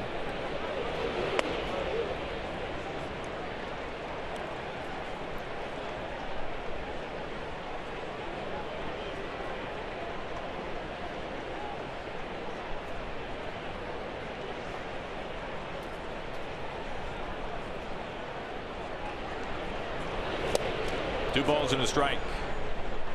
Right there you can see a couple of splits to Kyle.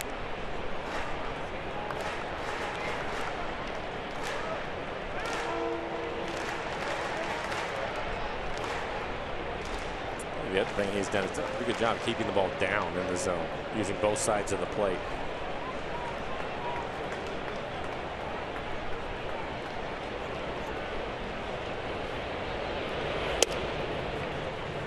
Two and two.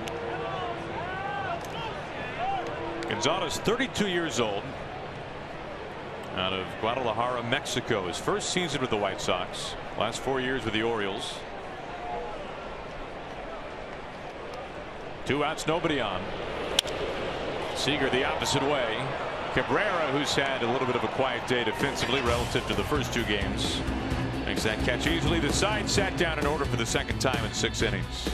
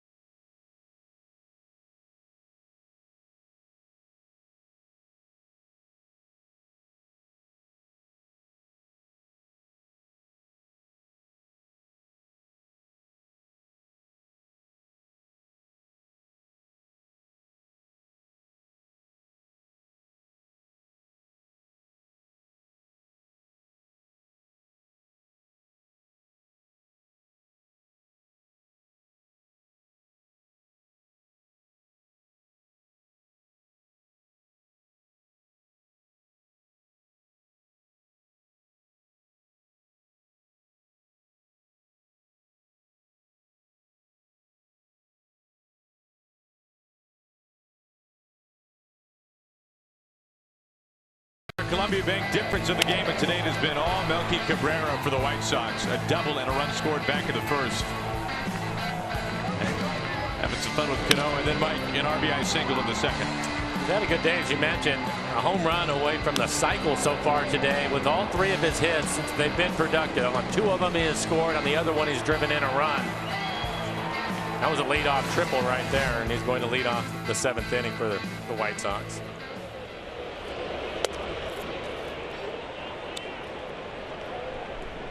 Just a few years ago, Brandon Barnes, who was playing for the Astros, and Mike Trout both hit for the cycle against the Mariners. Out to left field, it chases Aoki back, but not far enough. And Cabrera makes it out for the first time today. It starts off the 7th. Tom Wilhelmsen getting loose again out in the pen. Thought Felix would be around 90 pitches today. He's at 83 now. 83 pitches, 62 strikes. Take a look at Tom.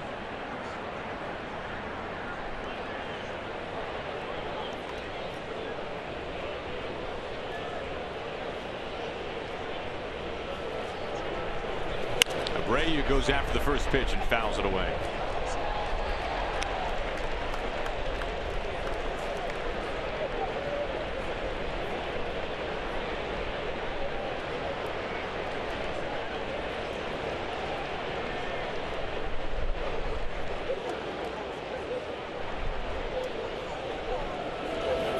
Even for a pitcher of Felix's caliber, you don't exactly know what you're going to get when somebody like Felix has been on the disabled list for as long as he has been. We've talked about all the first pitch strikes and the strikes overall. What have you made of the quality of the strikes from Felix today? I think they've been really good. Again, he thought he had a strikeout, probably should have had the strikeout in the first to get out of that. And then with Todd Frazier, he was aggressive. It was a first pitch changeup, one of his best pitches. Unfortunately for Felix, he was trying to just get ahead with the strike. He left that pitch in the middle of the plate and was hit out of the ballpark. Outside of that, I think he's really pitched well. So a 3-run home run in the first inning coming off the disabled list. Since then, I think he's thrown the ball extremely well. He's had a good fastball today. He's been consistently around 92, 93 with his fastball. Pretty good movement on it. The 0-2. And Felix picks up his second strikeout this afternoon. He's used all of his pitches, and he's been able to move around off the mound. Good signs across the board. Yeah, especially that last part. Now, be the kids, regardless of age. Join us as we wrap up Ken Griffey Jr. weekend with a replica jersey giveaway on Sunday, August 7th. The first 20,000 fans pick up a throwback jersey he wore his rookie year thanks to Nike. Pick up tickets at mariners.com. That'll be a huge Griffey weekend. The 5th will be Hall of Fame bobblehead night thanks to Root Sports. Saturday, number retirement ceremony. That begins at 5:30. First 20,000 fans taking home a replica Hall of Fame plaque. Zach Duke warming up.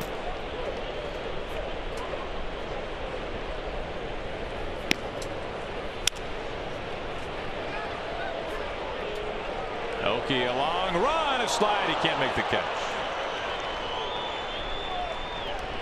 Morneau stands up at second base with 2 outs. This will be a double. Good effort by Aoki. Second base hit for Morneau.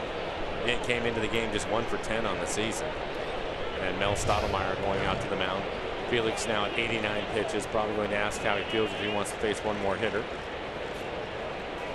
Knowing Felix, he will want to do that.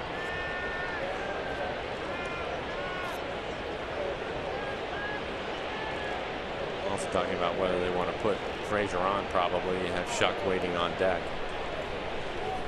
Shuck hitting .260 on the year with 3 home runs compared to the 28 home runs of Frazier. Well, Frazier has been a beast this series. Maybe no one in the game today sums up the way that we see major league hitters approach things than Todd Frazier, batting .215 entering this afternoon.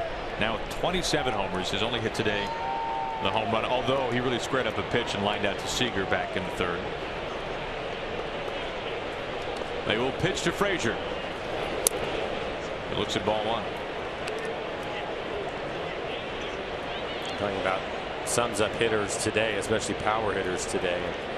Half of his home runs with 2 strikes. So even with 2 strikes, he's not cutting his swing down. Today's home run on a first pitch, but last night's home run was with 2 strikes on it.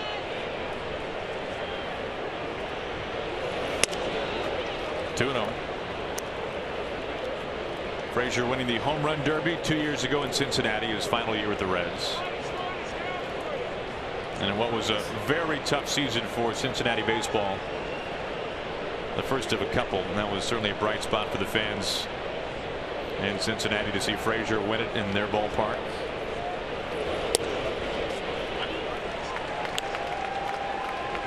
Anthony's 2-1. Traded this offseason to Chicago.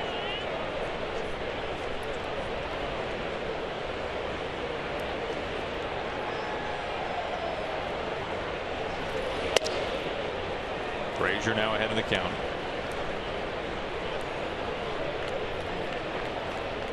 Three balls and 1 strike.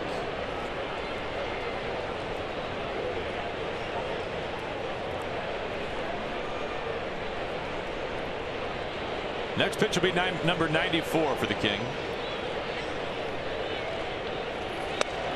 And Frazier reaches on ball 4, a 2-out walk. Second walk today from Felix. That'll bring out Scott Service, I'm sure. Now at 94 pitches, that'll be it for Felix.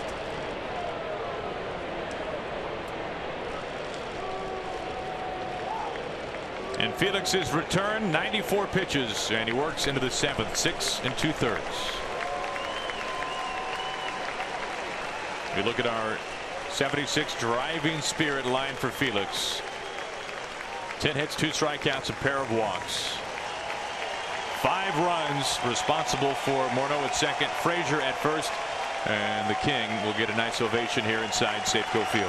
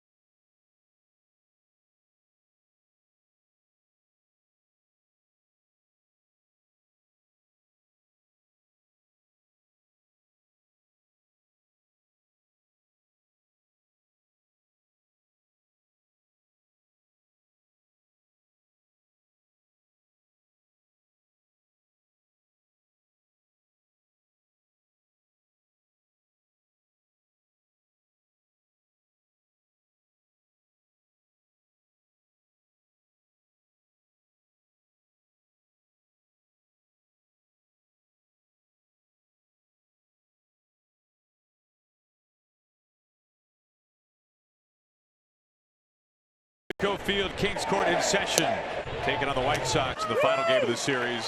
Turkey legs handed out as Felix Dunn working into the 7th. 6 2/3, 10 hits for Felix Hernandez. First time up on the mound since the 27th of May.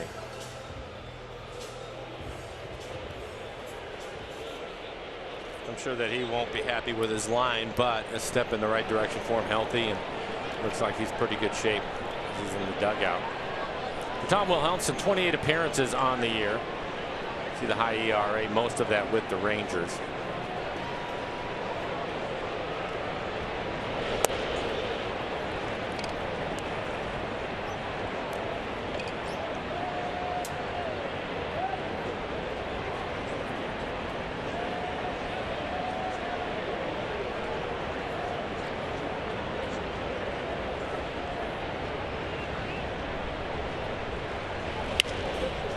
Shuck into left field, and this is a foul ball. Wow, that was close. Kerwin Danley ruling that foul, third base umpire today. That looked like it could have dropped down the line.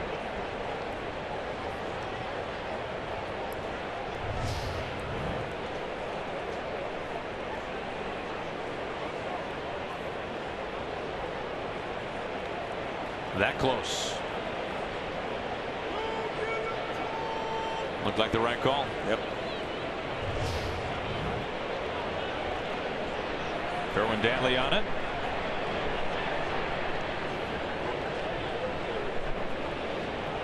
Two outs, 2 on. A ball and a strike.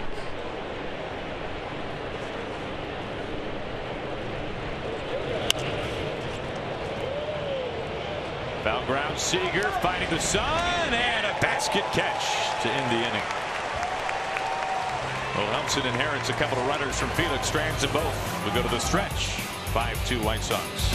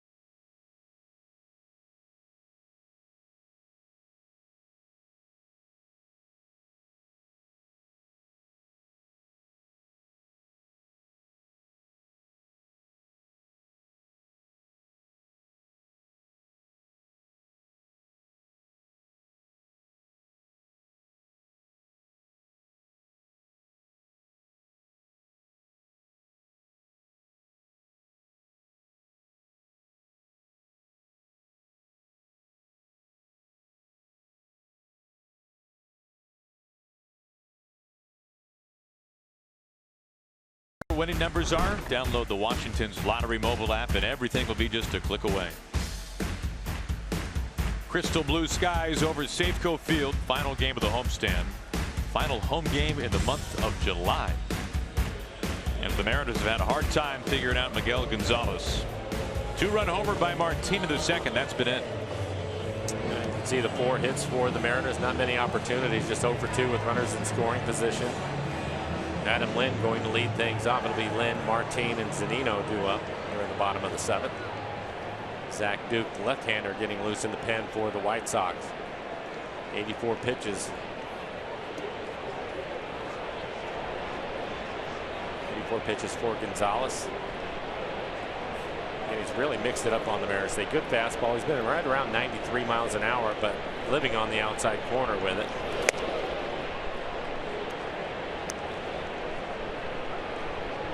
Mixing a split and a slider.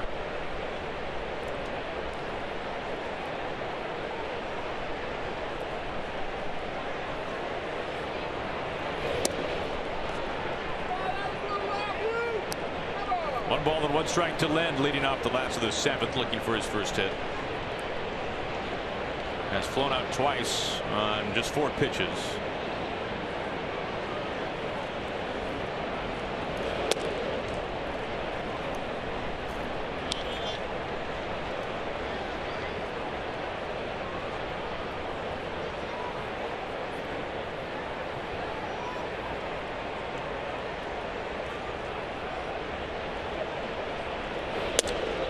Mike, I think in today's era, when we're so concerned about not only pitch counts for pitchers, but how many pitches rather a hitter sees, that can almost kind of be seen as a negative thing if you've got 2 at-bats and you've seen 4 pitches. But what happens as a hitter if the opposite happens and you have a first pitch fastball that's right over the heart of the plate and you decide not to swing at it, right? I mean, you can almost be criticized for seeing too few pitches, but you can also be criticized as a hitter for not being aggressive.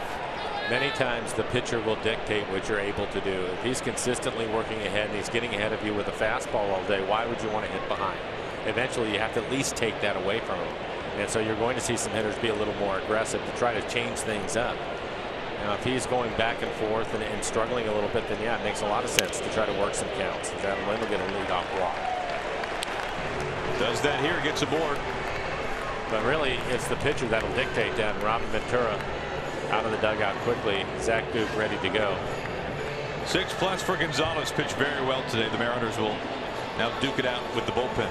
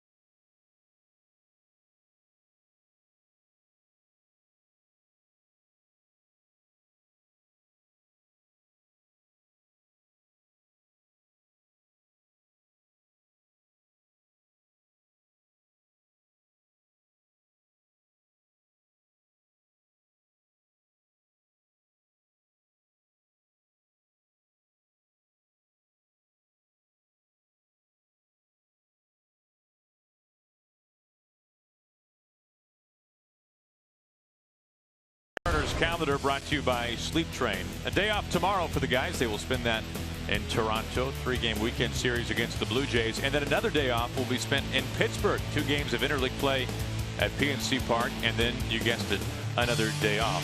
They've got a bunch together. And then a 3-game weekend series at Wrigley, including Sunday Night Baseball on ESPN on the 31st before a lengthy homestand. Red Sox for 4, and then Griffey weekend, which begins on Friday the 5th against the Angels. New pitcher up on the mound. We are seeing Zach Duke once again this series. 47 appearances on the year, 2.78 ERA, 38 strikeouts, 12 walks, and 32 1/3. Opponents hitting .231 against him. He has all the pitches: fastball, curve, slider, change. Against the left-handers, typically will stay with a fastball slider combination. His fastball right around 90 miles an hour.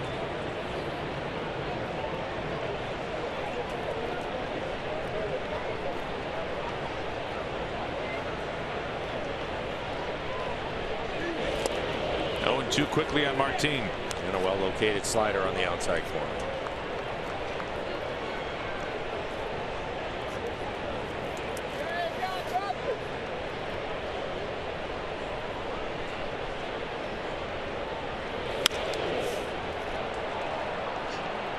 Take a look at what Miguel Gonzalez did today, Mike. 6+ for him. 4 hits, just 4 hits. 2 runs they were earned. That was the 2-run home run by Martin. Couple of walks, 5 strikeouts. He threw 90 pitches.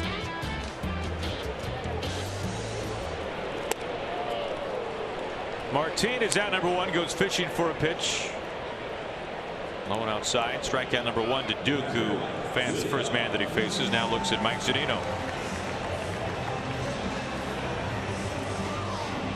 Well, this has been a good bullpen overall this season for Robin Ventura. It was especially tough last night. The Mariners did not get anything off of the bullpen. They worked the final 3 innings. Zunino a charge on the first pitch, and Zunino deep by a ton off the railing.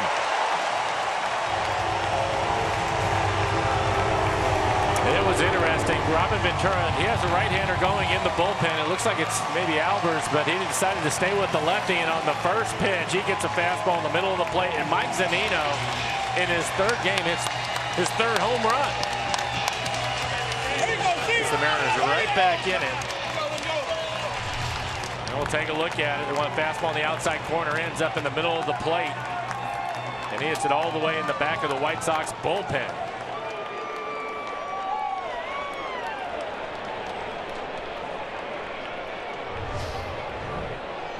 That brings it O'Malley, representing the tying run. Nice short swing.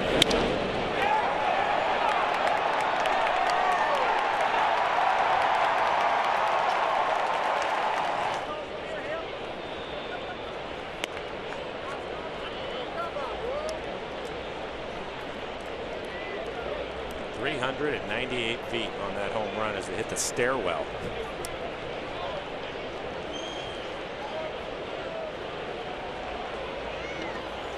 This comes in and gets a piece of O'Malley. Well, you have some speed on the bases.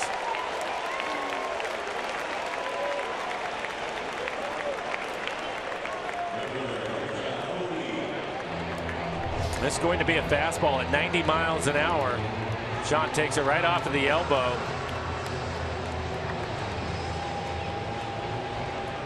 You see the way that he turned. He was going to let it hit him.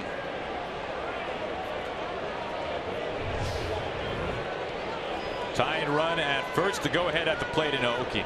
An infield single his last time up.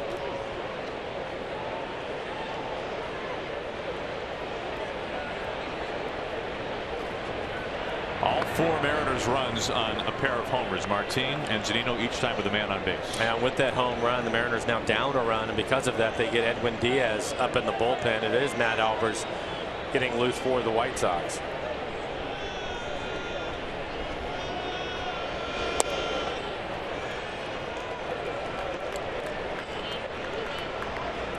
Diaz, fantastic once again last night. Struck out the side in order in the 8th. Topped out at 101 miles an hour.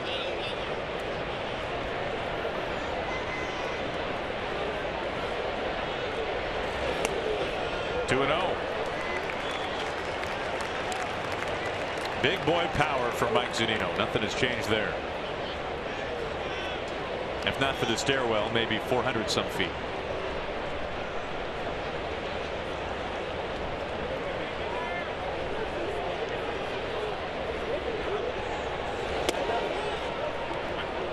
Turns in, looks at his strike.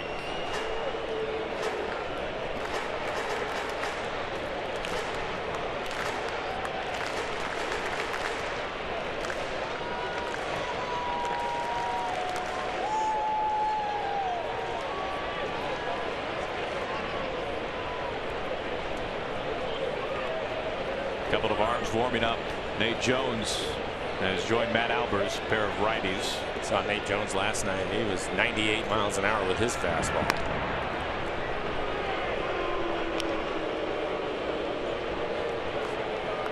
Well, the White Sox have twice as many hits as the Mariners, but they now lead by just a run. Ventura's knuckles turning a little more white here in the bottom of the 7th. White Sox trying to hold on to the lead. Tied run at first.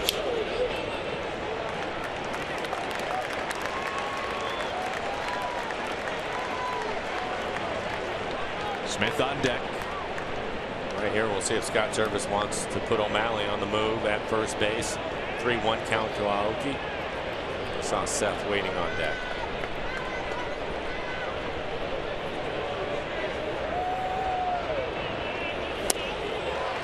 Two on.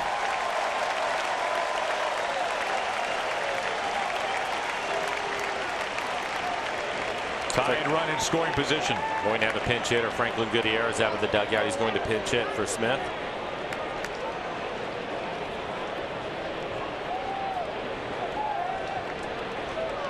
Well, Aoki, who has struggled so much this year against lefties, an on-base percentage of well under .250 against southpaws, able to draw the walk and move the tying run to second base. So good work by Aoki, who has reached base in half of his plate appearances today.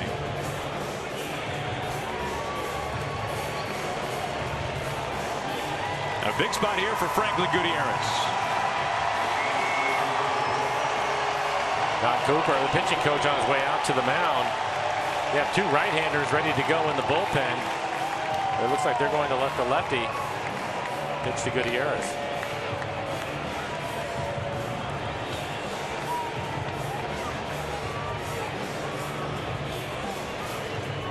Albers and Jones both ready.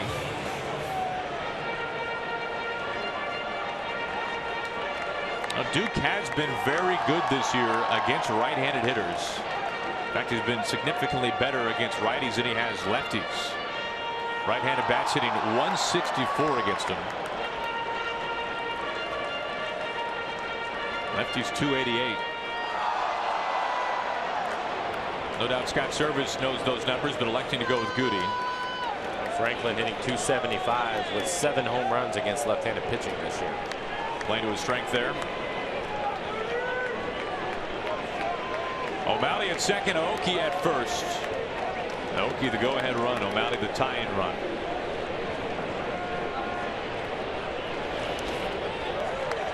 Good stop by Navarro, ball 1.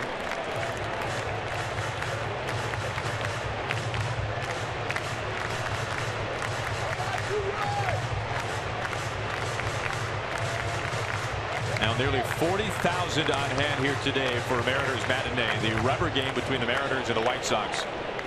Hoping to see it come from behind win.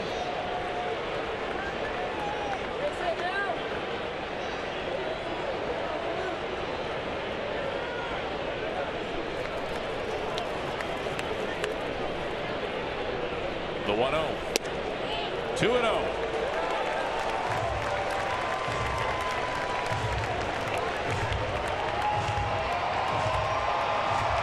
Now Duke starting to sweat a little bit here. O'Malley hit by the pitch. Aoki the walk. Cano looming on deck.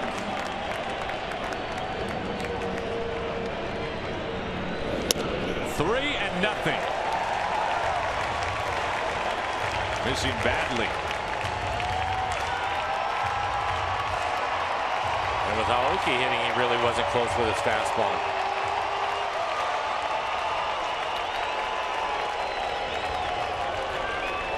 One swing could tie, if not give the Mariners the lead.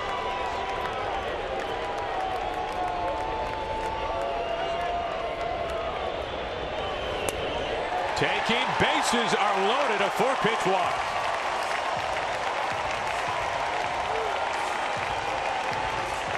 The Mariners have loaded the bases up without a hit. And that will bring up Cano.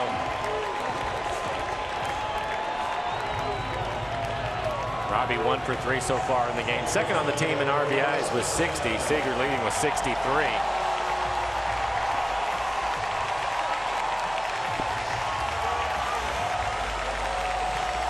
the struggles he's had with his fastball, you have to believe he's going to try to throw some sliders for the strike. He likes to use that pitch against lefties.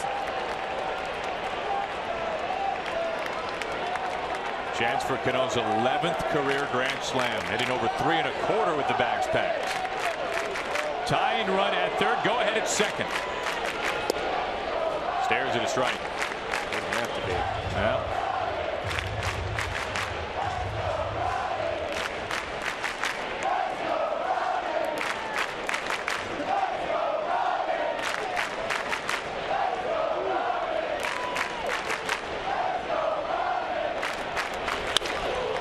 ground ball to Laurie. On to first. And the inning is over. Bags packed, 1 out. And the Mariners can't cash in. But Zunino brings the Mariners within a run. A bomb out to left. Climbing the stairs. 5-4 White Sox.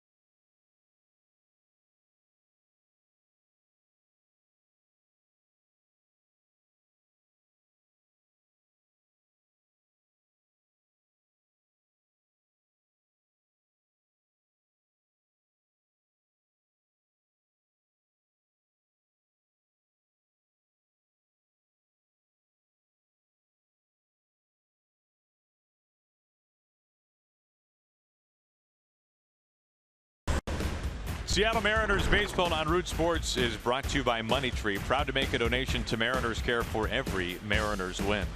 By CenturyLink, your link to what's next. And by Jack in the Box, it's back. The Portobello Mushroom Buttery Jack. Taste it before it's gone at Jack in the Box. Now the Mariners get 2 across the board in the bottom of the 7th on the home run by Zunino. Goody, who pinch hit, stays in the game. He takes over for Smith in right field. And a new pitcher for the Mariners. Edwin Diaz, the fire breather, is up on the hill to work to 8th. Facing the bottom 3rd.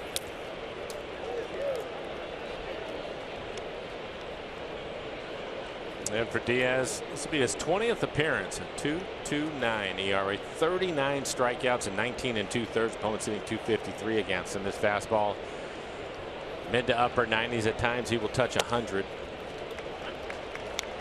And a much improved slider for him. A modest 95 that time. As Aaron mentioned, he pitched in last night's ball game. His slider was electric. There's a pretty good pitch. Even though he missed his spot, able to get away with it because of the movement on his slider.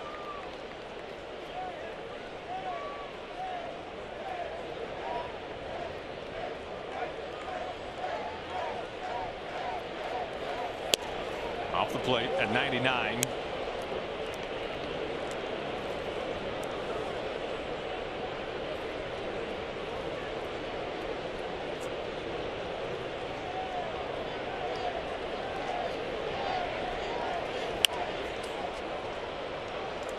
Still 2 balls and 2 strikes to Laurie, leading off the top of the 8th. It wasn't that long ago that Diaz set the franchise record 11 consecutive outs via the strikeout. Besting Randy Johnson's 10 in a row back in '97. Cut on and miss. Diaz, no surprise, a strikeout on the slider.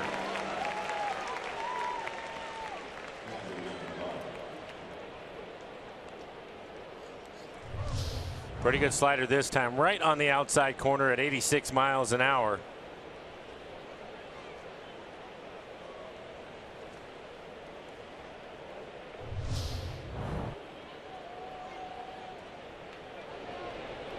So dating back to last night, Diaz has struck out all 4 batters that he's faced. Pours into strike to get it going to Navarro.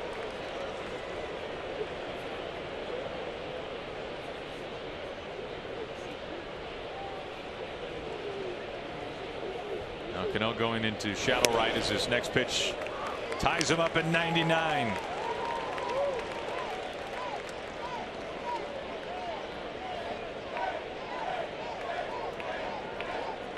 We have seen Diaz go to the slider so many times with 2 strikes. This time, break out 100. He's trying to speed him up a little bit, Aaron, for the slider.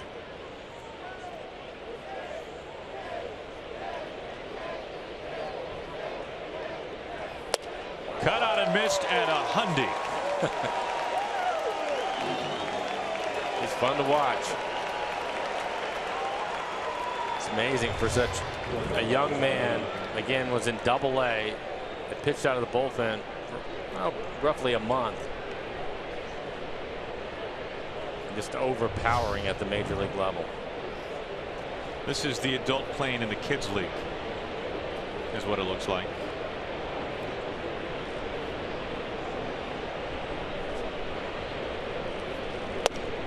Strike 1 to Saladino on the slider. 11 pitches, 8 strikes.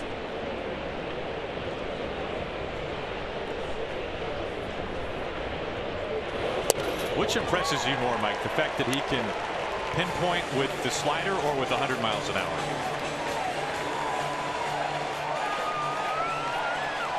I would say the 100.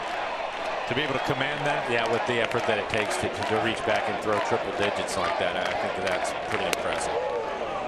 When you see him missing with that 100 up out, that was on purpose. I think that he pitches to both sides of the plate with 100 miles an hour, and he can elevate his fastball as he just did, and then bury a slider on you.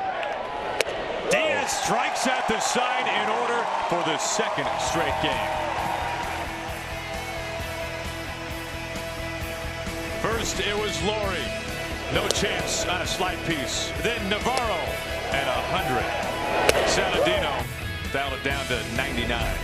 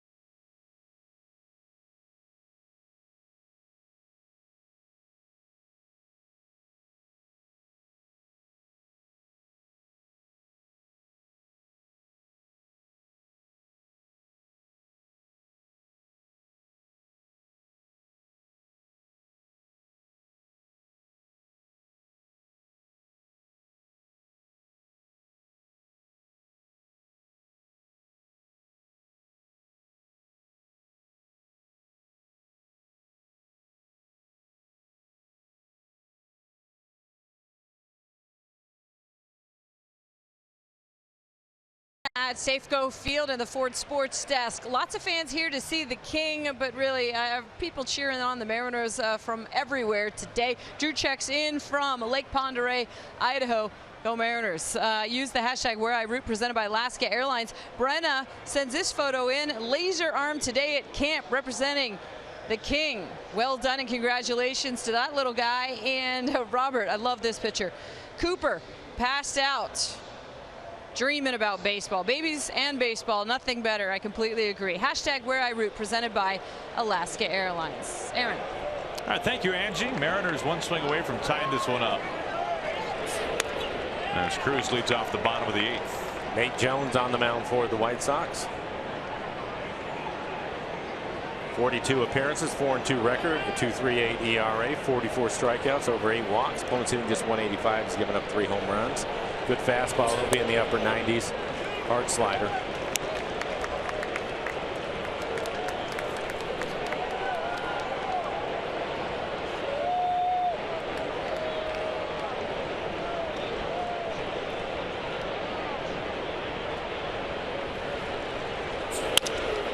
Up the middle for a base hit. Saladino was shaded towards third. And the Mariners once again have the tie-in run at first base.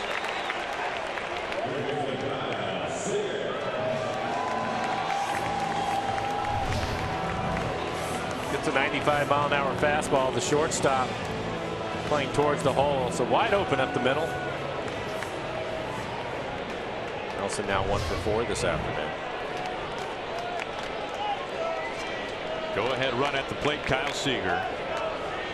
Steve Cishek getting loose in the pen for the Mariners. And play Laurie quickly arranging, diving, gets rid of it. On to first, not in time. Heck of a play by Laurie.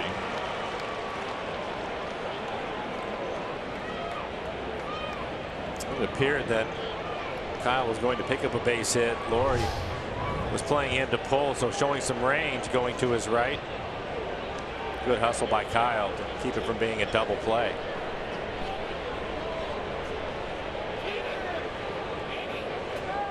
Very close at first base, and as a result, Robin Ventura on the steps of the dugout.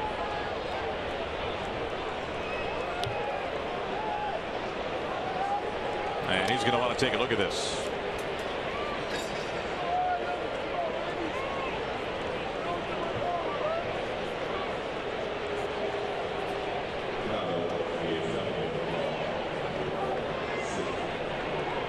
Give Brett Laurie an opportunity to find a belt.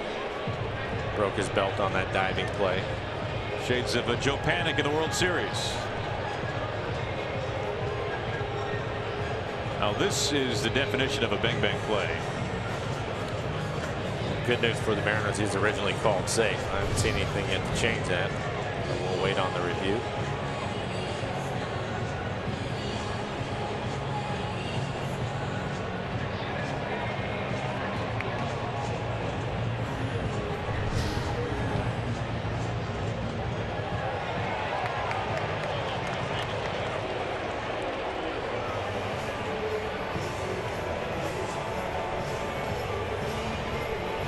Sure, it's tough to look at 2 places at one time, isn't it? It is. And they're going to call him out. I think the one look that we had when you can see the ball hit the back of his glove just before Kyle's foot is down was the difference. Right when it hits the back of his glove. That is close. Boy, that is. Takes a lot to overturn that, but they found the evidence apparently.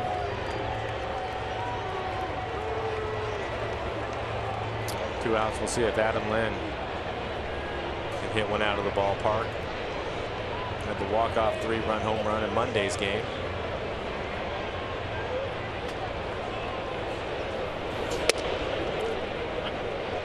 That change your approach as a hitter. Now that you got 2 outs, nobody on versus 1 out and a man at first base. I think so. And that's the reason why Nate Jones on that first pitch fastball ran it right off the outside corner. They're going to go away again. They're going to try to keep this away from him. They're aware of that. Adam's been around long enough. He knows that if he can get a pitch he can handle. That's what was so impressive about his at-bat on Monday night. They were constantly trying to keep the ball away, ended up getting that cutter up and in, and still able to get enough of the barrel to it to hit it out of the ballpark. Now 2-1.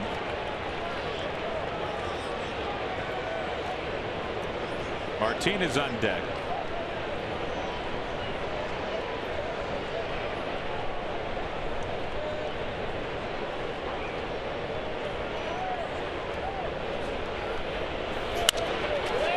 opposite way with some carry.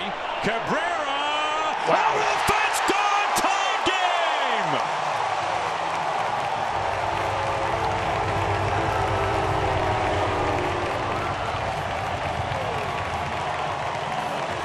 That is so impressive. Again, Jones doing what you would expect him to do, and that is to pitch him away. He was able to throw that fastball right on the outside corner. And it was actually at the knees, maybe just above the knees. And Adam Lind is going to go with, there's the target, he hits it. Tremendous power the other way on a line drive. Wasn't sure it was going to be high enough to get over the fence, and barely made it. That'll tie up the ball game. Wow. Another look at the swing. Lets the ball travel.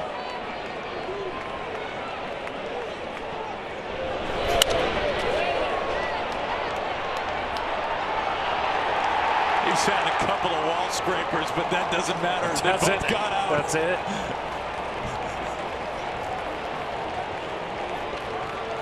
He burns the White Sox for the second time in this series. 0-2 to Martin, who had a 2-run homer back in the second inning. 5 runs on 3 swings today by the Mariners. 3 home runs. Martin, Zunino, now Lind. That was an impressive home run. The location of that pitch was pretty good. And for him to go the other way and not pull off of it, tremendous. Takes Felix off the hook as we are right back where we started. Martin down swinging. That will end the 8th. But Adam Lind, a laser the opposite way, number 15 this season. Look at that. All tied, 5 apiece.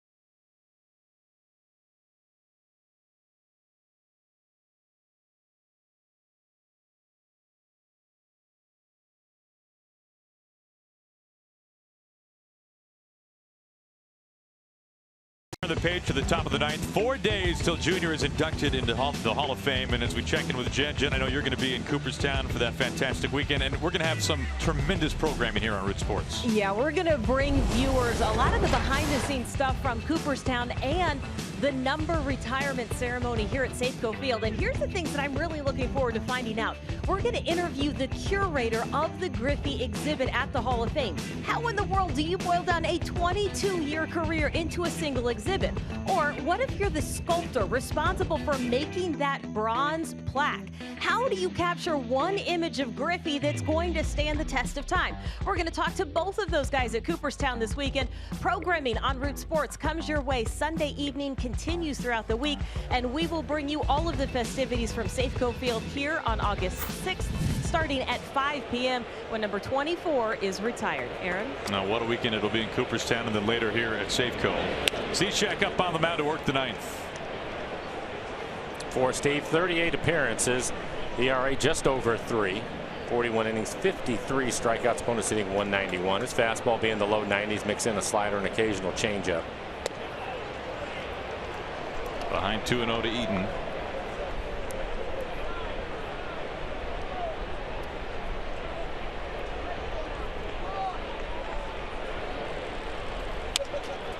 Back to the hill. Cishek cradles, tosses, one down. Well, it was only about 40 minutes ago here from inside Safeco Field that we saw this happening inside the dugout. One of the bat boys telling Mike Montgomery, hey, they need to talk to you. Felix came out of the ball game, fist bumps all the way around, and then Mike making the walk inside the clubhouse. So Montgomery no longer in the dugout as Cabrera climbs in with one out. And at this point, it has been widely reported by those who do this for a living, report on baseball, that Mike Montgomery has been traded to the Cubs. And we are doing the classic reporting what has been reported. Nothing formal has been announced by either the Mariners or Chicago. So we will wait to find out further details. 2-0 on Cabrera, who is a home run shy of the cycle. David Robertson, the closer for the White Sox, getting loose.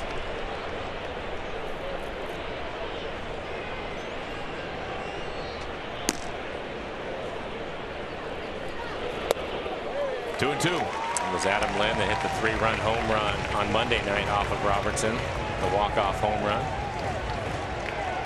Now a solo home run to tie up the ball game.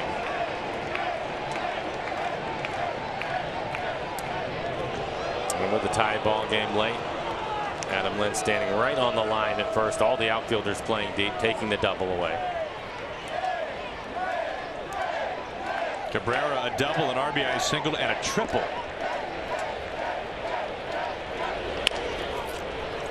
Chopping towards O'Malley, chest high. 2 outs, both on the ground. Are you the ultimate Northwest fan in the state of Montana? Then Root Sports is looking for you throughout the month of July. Submit a photo and story on our website at rootsports.com/ultimate-fan, and you could win a VIP trip for 2 to Seattle in September, a personalized jersey, and more. For official rules, just visit rootsports.com.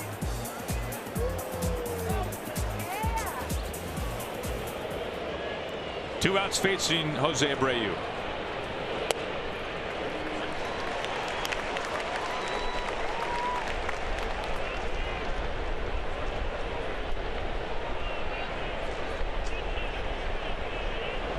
They have the shift on for Abreu.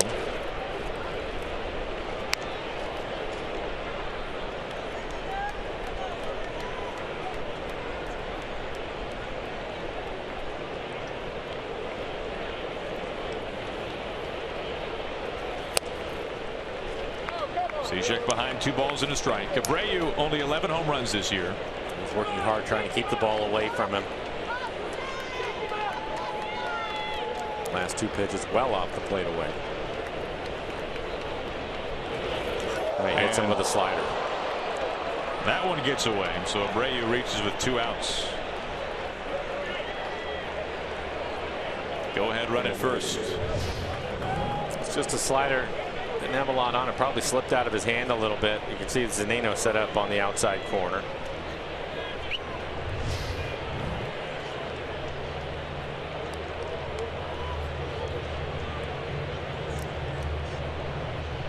Infield now turns to the right for Morneau.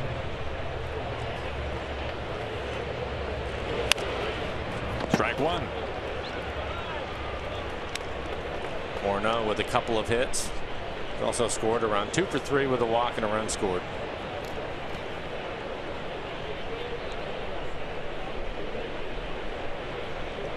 Go ahead, run it first. Check swing, 0-2.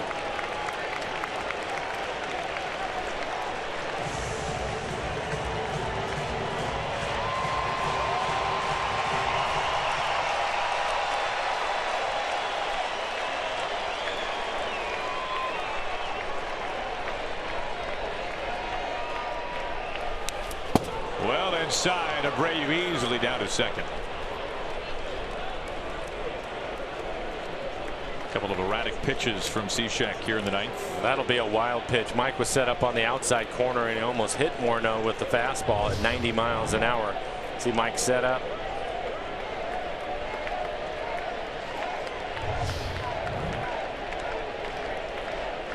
Go ahead run now in scoring position with 2 outs.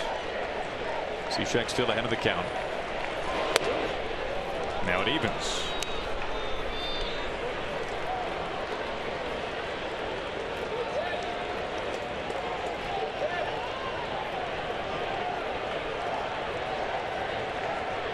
Cano deep in right field. Len tight to the line. Full count.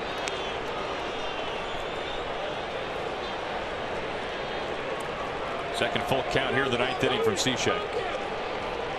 Frazier on deck, who hit his 28th home run of the season back in the first.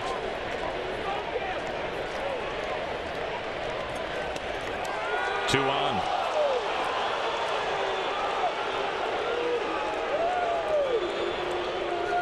So with 2 outs, the hit batter and now the walk.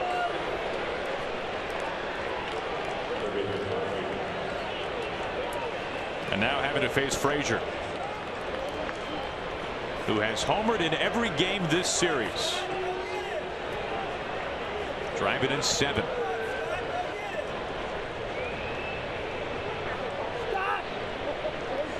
Two on, 2 out, top of the ninth inning.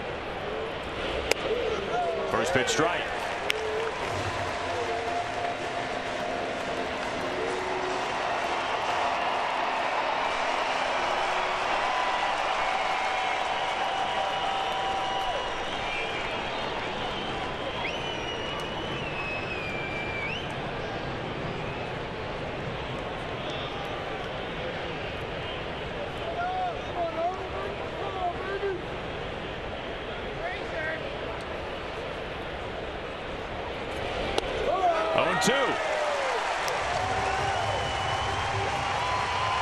One of the things that we know about Frazier is he's going to stay on the fastball. Cishek getting ahead with a couple of sliders, both of them in the middle of the plate. Mariners expecting him to pull the ball. Martin, the center fielder, shading towards left center, playing him to pull on the infield.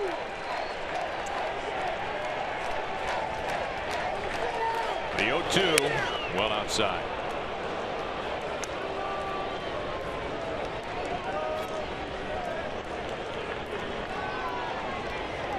You mentioned this earlier, Mike. Plenty of home runs for Frazier with 2 strikes. I wonder if he's going to change his approach a little bit in this situation with a runner in scoring position, but I don't think so. Barely gets a piece of a slider, well located slider, just off the outside corner.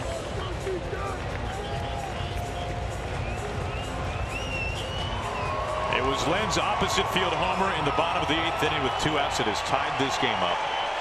And brought on Cishek here in the 9th inning. 2 outs and 2 on. Go ahead run at second base. That is Abreu. Does not run well.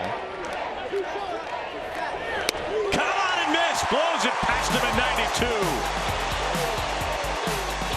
Mike Zunino gave the Mariners some life in the 7th. A mammoth 2-run shot off the stairwell in left field. It'll be Zunino to lead off the bottom of the 9th.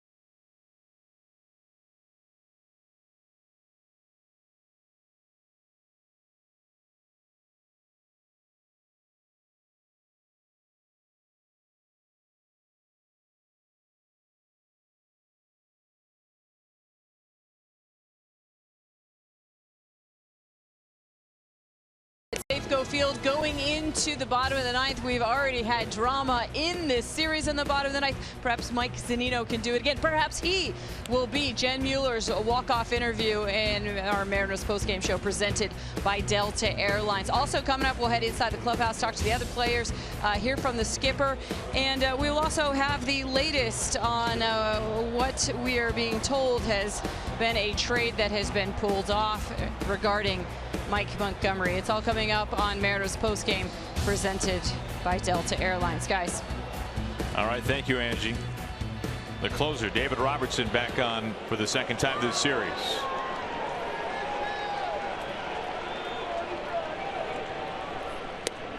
Zunino looks at strike one. Going to see a cut fastball, pretty good curveball. Starts Mike off with the curve. ERA over 4. Opponent's hitting .243. He's given up 3 home runs. One of those home runs to Adam Lynn. A couple of curveballs to Mike. Now the Mariners lead the majors with 5 walk-off home runs this year. Already tied for the second most in franchise history. One shy of tying a club record set back in 1986.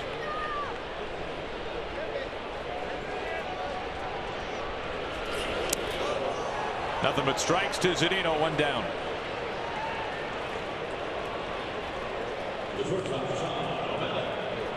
But it was 3 curveballs in a row. This last one down out of the strike zone gets Mike to chase it. Being the number 9 hitter, Sean O'Malley walking to the plate, switch hitter.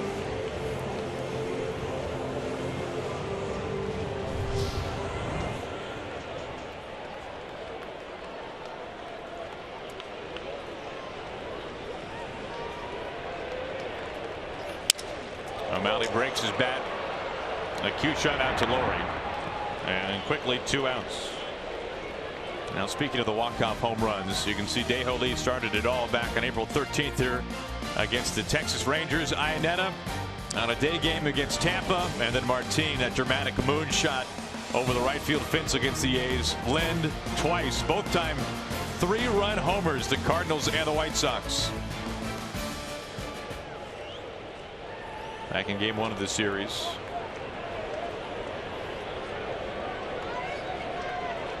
Two outs, it brings it to Aoki.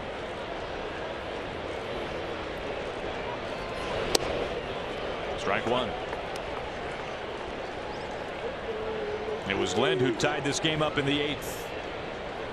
Solo blast out to left.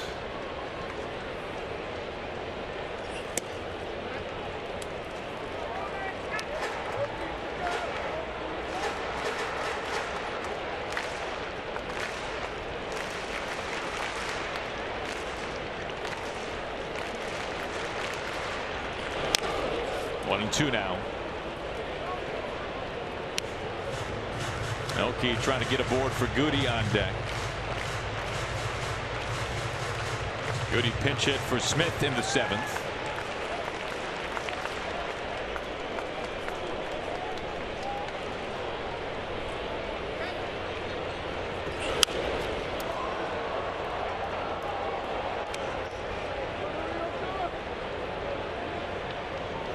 Now, since last year, nobody has played more 1-run games in baseball than the White Sox and the Mariners, as we are tied with 2 outs in the bottom of the 9th inning.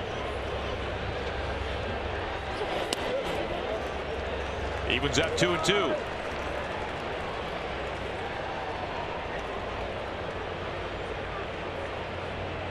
Big hole right up the middle for Aoki.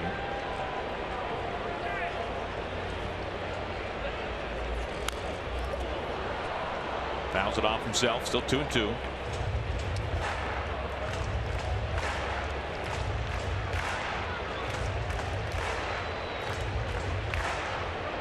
If the Mariners could string together some base runners, Cano would follow Gutierrez.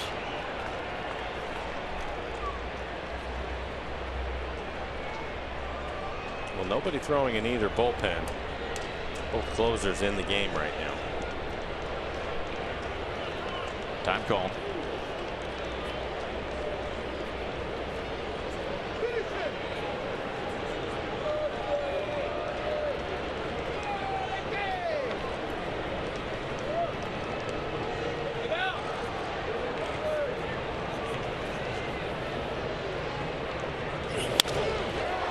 towards left. Cabrera in a step or two, and that will finish off the 9th inning. We are headed to extras. The deciding game of this 3-game series. We're all tied up through 9.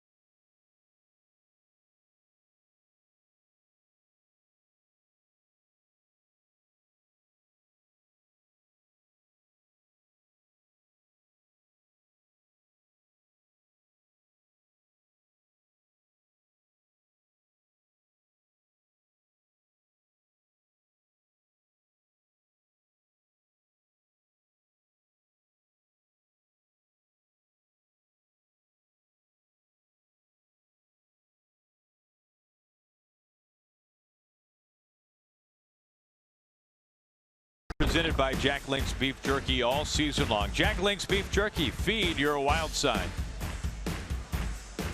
All tied up through 9 innings. We start at the top of the 10th. The Mariners coming from behind in this one. We go to the last of the 7th. Zunino with a man on.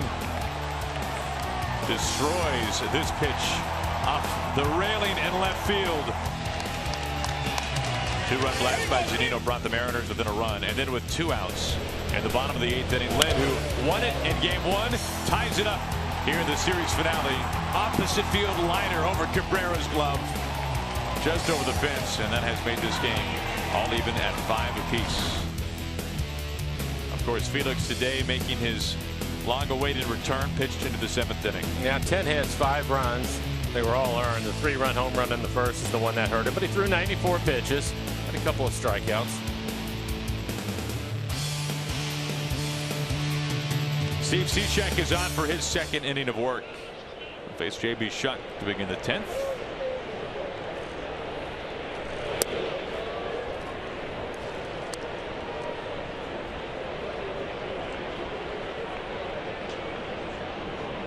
Cishek worked with 2 base runners of the ninth without allowing a hit. He hit a batter and also walked a man.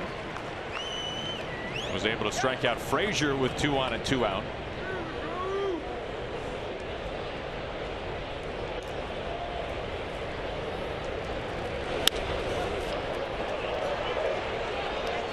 Here comes Aoki, the sunshine for round number 1.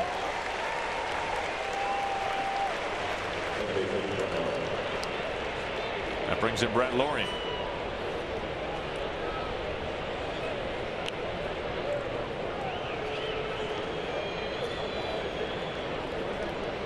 Well, there's now some activity inside the White Sox bullpen. Dan Jennings, left-hander, getting loose.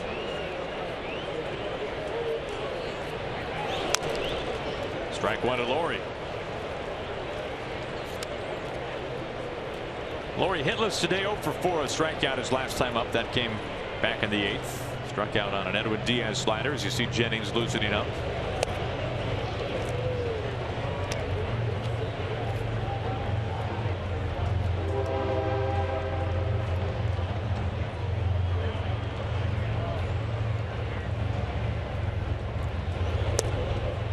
Cishek falls behind 2-1. Felix, Wilhelmsen, Diaz, and now Cishek.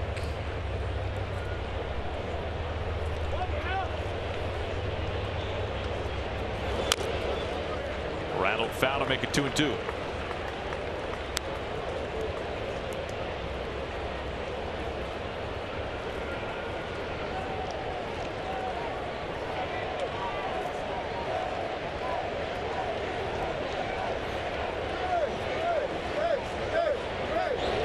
Lawrie swings right through it.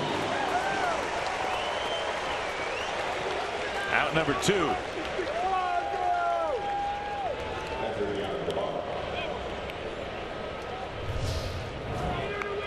It's like a breaking ball up in the zone, gets him to swing underneath it. Slider at 79 miles an hour.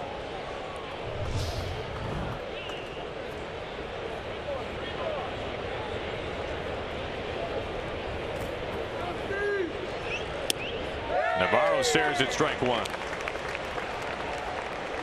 A couple of innings of work for Steve, and he's now at 33 pitches. 8th batter that he's facing, dating back to the 9th.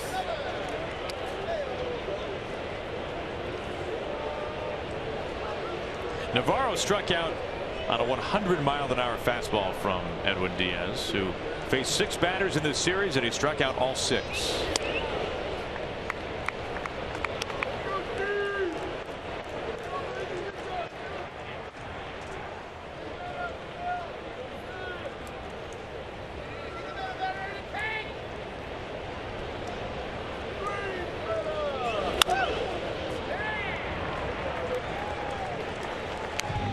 A win today for the Mariners would mean a series win. It'll be a nice way to take the guys into the off day tomorrow, and then a very lengthy road trip for Scott Servais and the Mariners. 3 cities, a few days off. That's the good news. Can rest up a little bit. For the Blue Jays, the Pirates, and the Cubs. Shift on for Navarro, 2-2.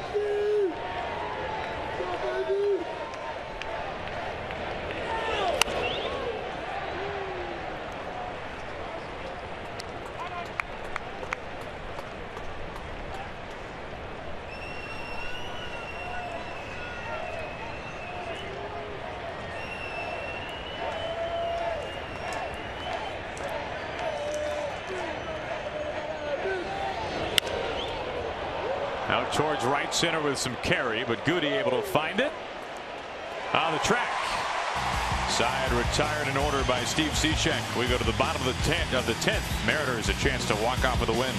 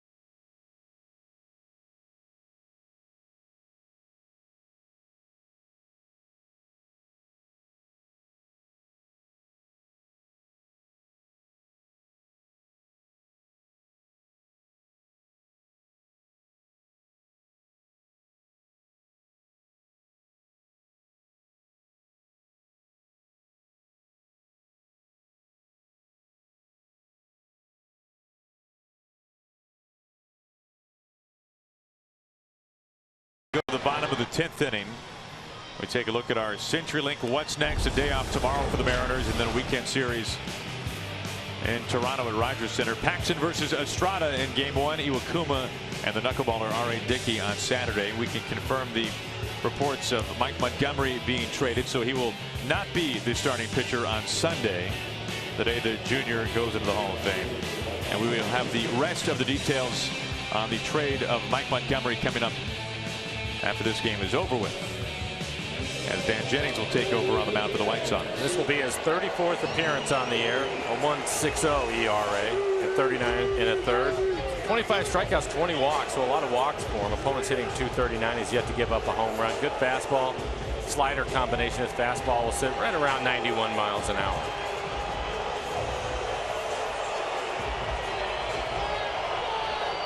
The Gutierrez, Cano, and Cruz duo here in the bottom of the 10th.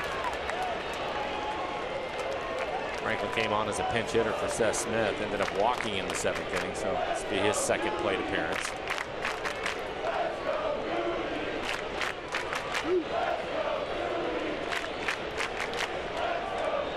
Shift is on for Goody. Looks at ball one. Not missing by much.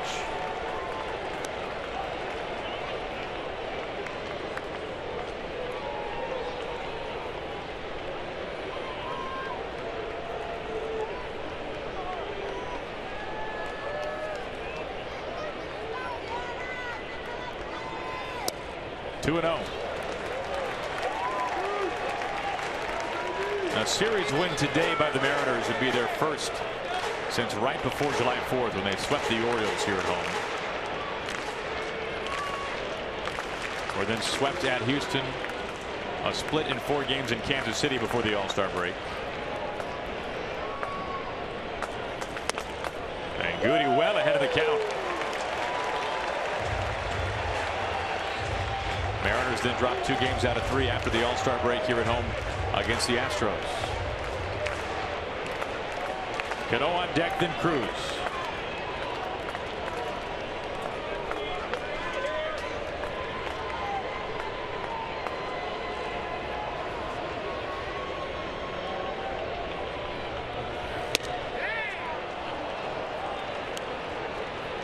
And has been all home runs today for the Mariners. Martin a 2-run blast in the 2nd. Zunino's 2-run shot in the 7th. And then Lynn tied it up on a solo homer, his 15th in the 8th. 5 runs on 3 homers.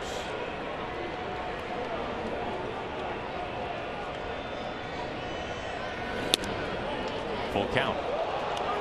Tough pitch. Pretty good slider on the outside corner.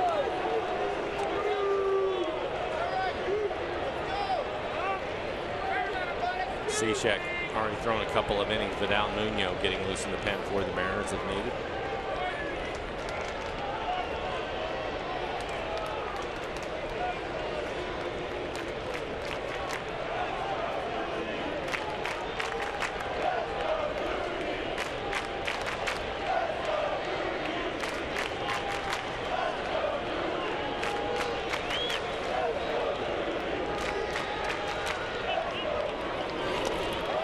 Check swing goes around. Gets him to chase a slider in the dirt.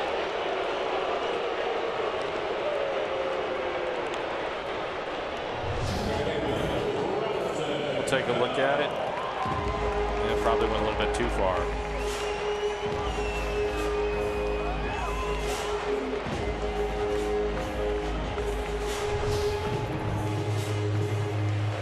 That'll bring up Cano. Cano with a home run. Last night's ball game off the left-hander Quintana was a breaking ball, first pitch breaking ball. The Mariners record in extra innings, 500 record. 11th time extra innings for the Mariners this year. Big rip and a miss for strike 1.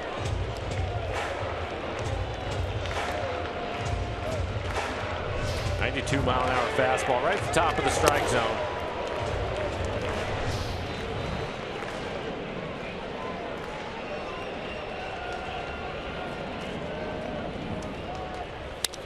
Cano on a line to Lowry.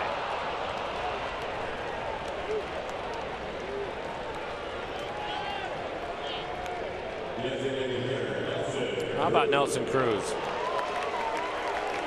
More than capable of a walk-off home run right here, Aaron. Well, given the fact that the Mariners have had 3 homers to make up for all the offense, a walk-off home run would only seem like that would fit the theme of the day, especially this series when you go back and think about Lynn in game 1. Cooper out to the mound. You have a couple of left-handers. You have Seager and Lynn, Martin, who up after Cruz. So I'm sure he's going to tell Jennings to be very careful here with the right-hander and Cruz.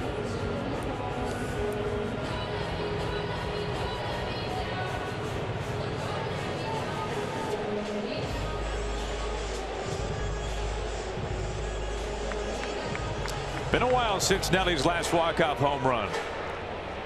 2010.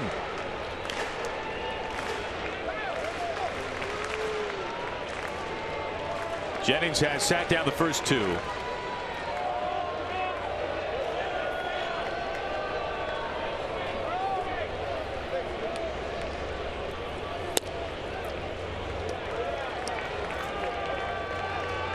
Now we have seen Cruz before in a Mariners uniform with a walk-off base hit. That was one of the first Sunday home games with the new uniforms last year.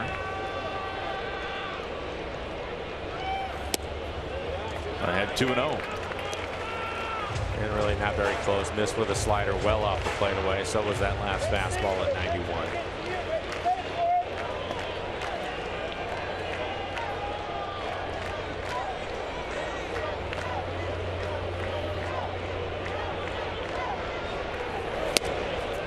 Three 3-0.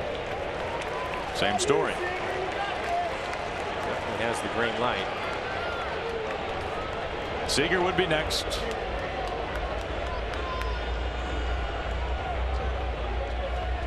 Cruz is the winning run.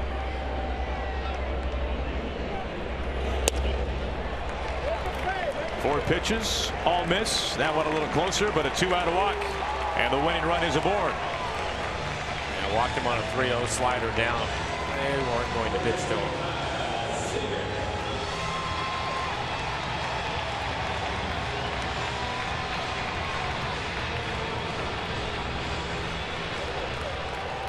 Left on left, 2 outs, winning run at first base.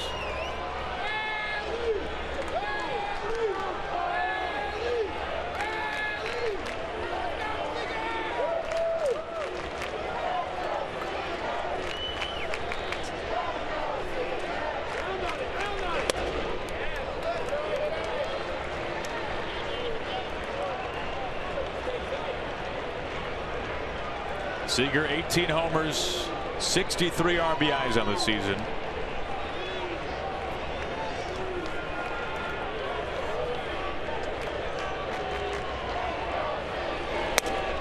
And he jumps ahead. 2-0 as 4 straight pitches that have missed from Jennings. 18 home runs on the year for Kyle, 5 of them against left-handed pitching.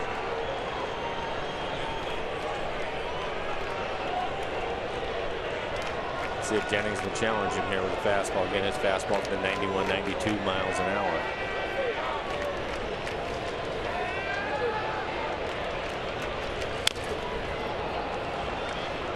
Comes in at 91. 2 balls and a strike.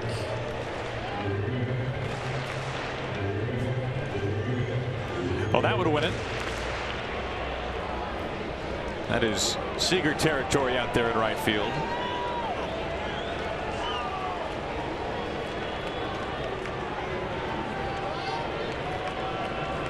Two outs, Cruz at first base, bottom of the 10th. On the ground and right over Abreu's glove. Cruz making the turn out of third, and Karam's off the wall. Eaton bobbles. Here comes Cruz. Throw home, and Cruz is out.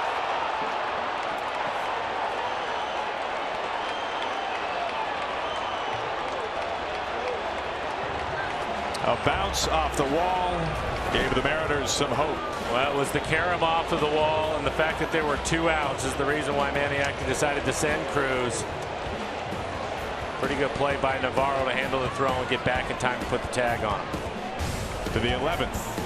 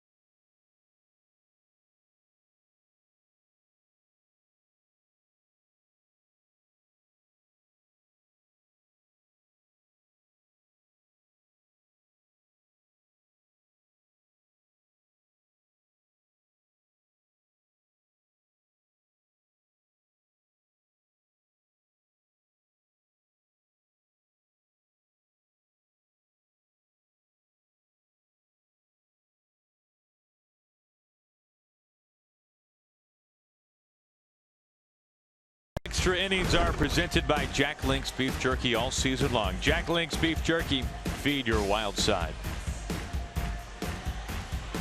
Now we'll go back and look at the ending of the 10th. Right over Abreu's glove, and this, Mike, is when things begin to get interesting. Yeah, hits the corner, and you can see the outfielder Eaton having to make an adjustment. Nelson, don't forget he has that sore foot, but he's running hard the entire way, and Manny Acta is waving him. He knows it's going to be a close play, so he's looking for a little extra. And unfortunately, it was a strong throw by Eaton to home. See Manny waving him the entire way. A one-hop throw to the plate by Eaton in right field. Now we'll end the top of the 10th. Vidal Nuno going to pitch the top of the 11th.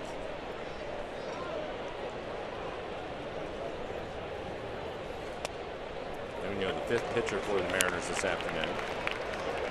Starts Saladino off with a strike.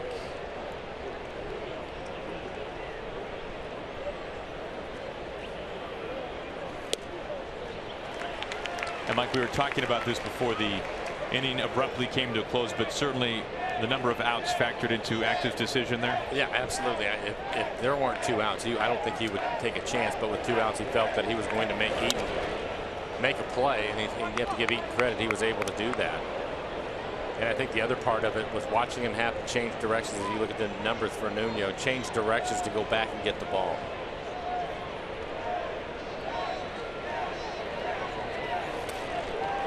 Saladino strikes out. Good start for Vidal Nuno.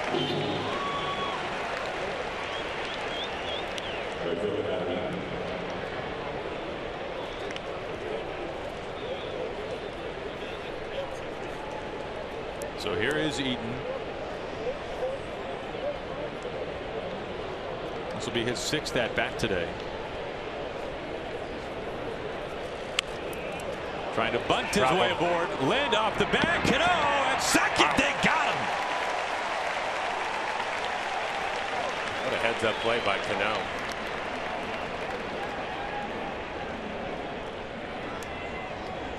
I was watching Nuno, and he falls off towards the third base line, so Adam Lind comes and gets it right away. That was a much closer play looking at the replay. It appears that he had his toe on the bag. Robin Ventura holding things up. He's thinking about it.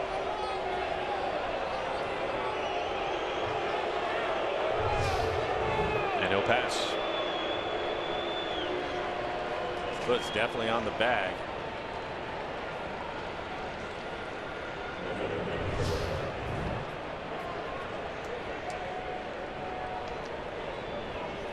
That brings in Cabrera, a home run shy of the cycle.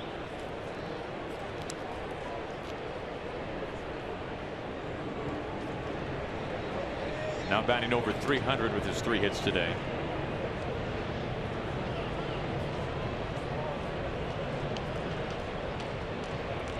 Cabrera a double and a run scored in the first, RBI single in the second. And had a triple and a run scored in the 5th.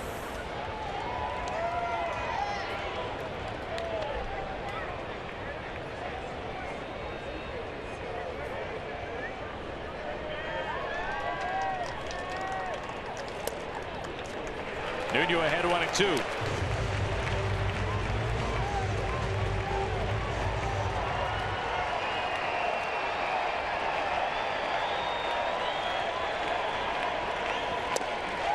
Reaching after it, Cabrera down swinging, and Nuno out of the bullpen retires the sign in order.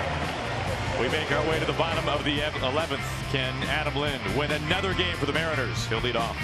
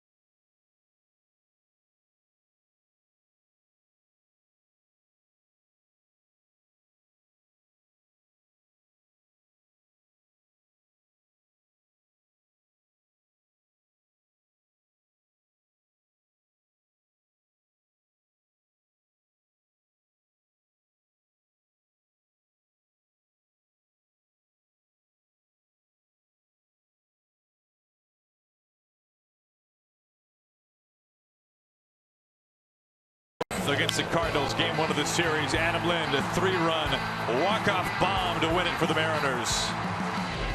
And then, of course, game 1 of the series off the closer, David Robertson. Another 3-run, this time a pitch-hit walk-off homer. There has never been a player in the Safeco Field era for the Mariners to have 3 walk-off home runs, and Lind will not have a chance to bat here. He's due up, but it will be Dae-Ho Lee with the lefty, Jennings up on the mound.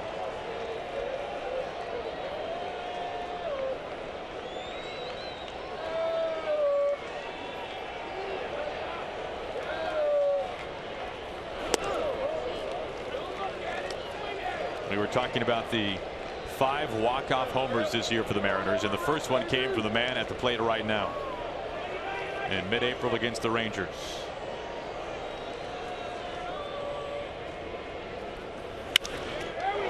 To Laurie. 1 down.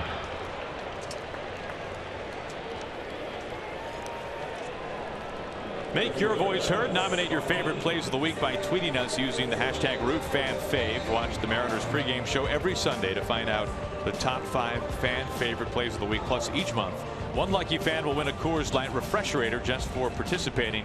For official rules, visit rootsports.com.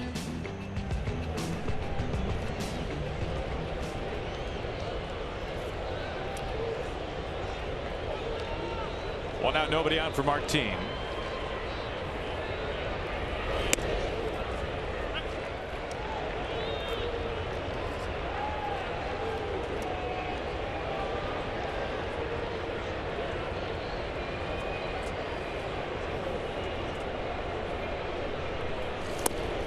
Two.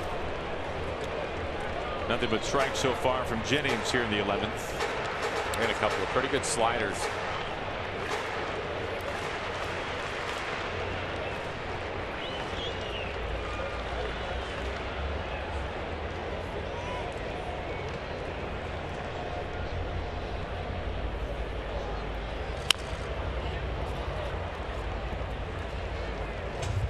He's going to stay with him. Another slider down.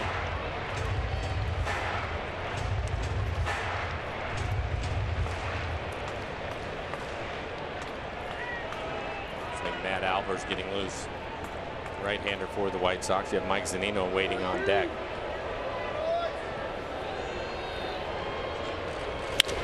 This is blasted high.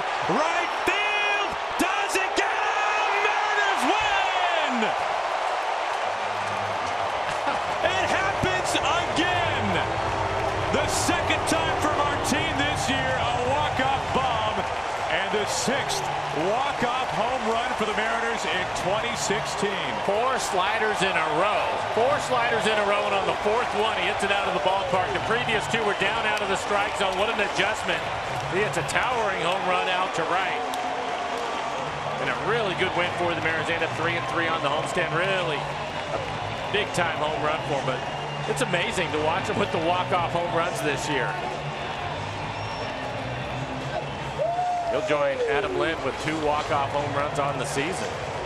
His 2nd homer today. The Mariners 6 runs coming on 4 homers. And what a great job by the bullpen. Wilhelmsen, Diaz, Cishek going 2 innings today. Nuno a clean inning. Nice job by the bullpen. Give the offense a chance. You look at the swing, catches that slider right out in front, mid-thigh, and he knew he had it right away. You don't say. Go take a shower, boys. It's over. Onto the plane. The Mariners get their first series win since the day before July 4th.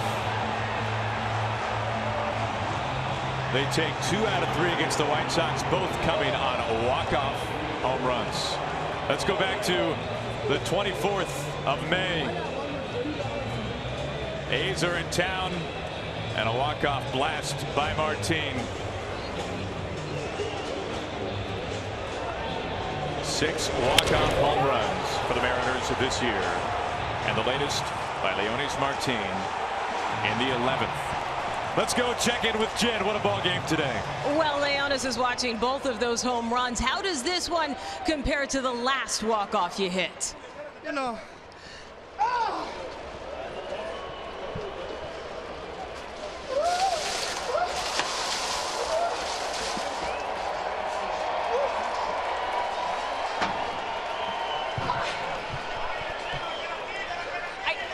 even going to bring you a towel back. Nelson, grab him a towel. I'm working on it. He's so cold. But it's got to feel good after that. First, Tim Bogart came over and said something to you and said, "I told you so." What did Tim tell you during the game? He told me like 3 or 4 innings before, then you're gonna win the ball game. And you know, I went to that at bat, 2 strike. I was trying to put the ball in play. Also. So take me through your mindset when you've got the 2 strikes on you. You know, get choked up bad a little bit. Like I say, try to put the ball in play. What does this win mean for the team, just given what a grind it's been for the offense? You know, first of all, it was a great comeback. You know, we fired every single pitch, and that's good. That's good, you know. I mean, it means a lot when you make a comeback like that. And lastly, just to have Felix back on the mound, what kind of lift does that provide the team? You know, he threw a pretty good game, you know, but we play like a team. Like I said, we fight every single thing, and we got to hit back. We finally tracked down a towel for you. We'll let you take this inside. Congratulations, as the Mariners have another walk-off win to celebrate today. All right, Jen and Mr. Martin, thank you very much. His second of the season, Val, his second walk-off, the team's 6th. That leads the major leagues. That ties a franchise record sent back in 1986. A flair for the dramatic this series and really all season long for these guys, Val. Yeah, I tell you, it's just been very special seeing these guys step up in the big moment and get the job done. Leonys Martin with his 2nd home run of the ball game, his 2nd walk-off of the year. Who would have thought that this guy came over here with this type of power, demonstrating it at some really big and opportune times. Up off a lefty there. That's 13 home runs now, just extending his career high. He was 10. He's already got that. All right, he talked about Felix pitched a pretty good game, and I think we would all kind of agree with that. His first start in about 7 weeks. Let's get right to your local Ford keys of the game, Val. We talked, you know, Felix, the first thing he said when Jen asked him, he said, "Hey, tell everybody I'm back." Well, we knew he was coming back, and we were excited to have Kings Court back in session. Felix got up to a bit of a rocky start, but he ended up going pretty deep into this ball game, going 6 2/3 innings, scattering 10 hits, 5 of the runs were earned, and only 2 strikeouts. He was still a little bit rusty out there. Wasn't happy with a couple of calls from the home plate umpire. One was followed directly by a 2-run home run right here. A 3-run home run right here by Mr. Frazier. Yeah, Felix was not real happy with that. This one ends up in the upper tank. But again, Felix has been a long time since he's been on the hill, showing a little bit of inconsistency with his release point. I'm sure he wasn't real happy with his performance out here today, but he did go into the 90s as far as the pitch count. Offensively, these guys needed a snap out of it. Kind of had the doldrums the last couple of days. Early in the ball game, a couple of double plays. This one right here by Robbie Cano, and then Seager grounds into another double play, but then the bats started to show up. A couple of big home runs. Mariners end up scoring 6 runs. Adam Lind comes up with a big opposite field home run right here. But the Amps put 6 runs up on the board, all 4 of them coming off via the home run. And right here, look at that. He knew it. Oh yeah, look at your boys on the bench. Enjoy that, fellas. 13 now for Martin. There's Lynn, Monday night's hero. He had a home run again today, as you mentioned. He's got 15 now. 2nd in the league in home runs. They just continue to get it done via the long ball and able to bail out Felix. So no decision for Felix. They snap out of it. They win the series. They even up their homestand at 3-3 and go 1 game now over 500 before a very difficult road trip. We'll talk about the road trip, and we will talk about and give details to the trade that the Mariners made today with the Chicago Cubs. Mike Montgomery, one of the names involved in that one. A 4-player trade is what we're being told right now. And Jen and everybody ready for it? I like this. Mr. Bogart, take the towel off. Anticipation. It's all about that anticipation. Oh. Water and Gator, and a little more water. Cruz Cano getting it done. Mariners postgame presented by Delta Airlines continues.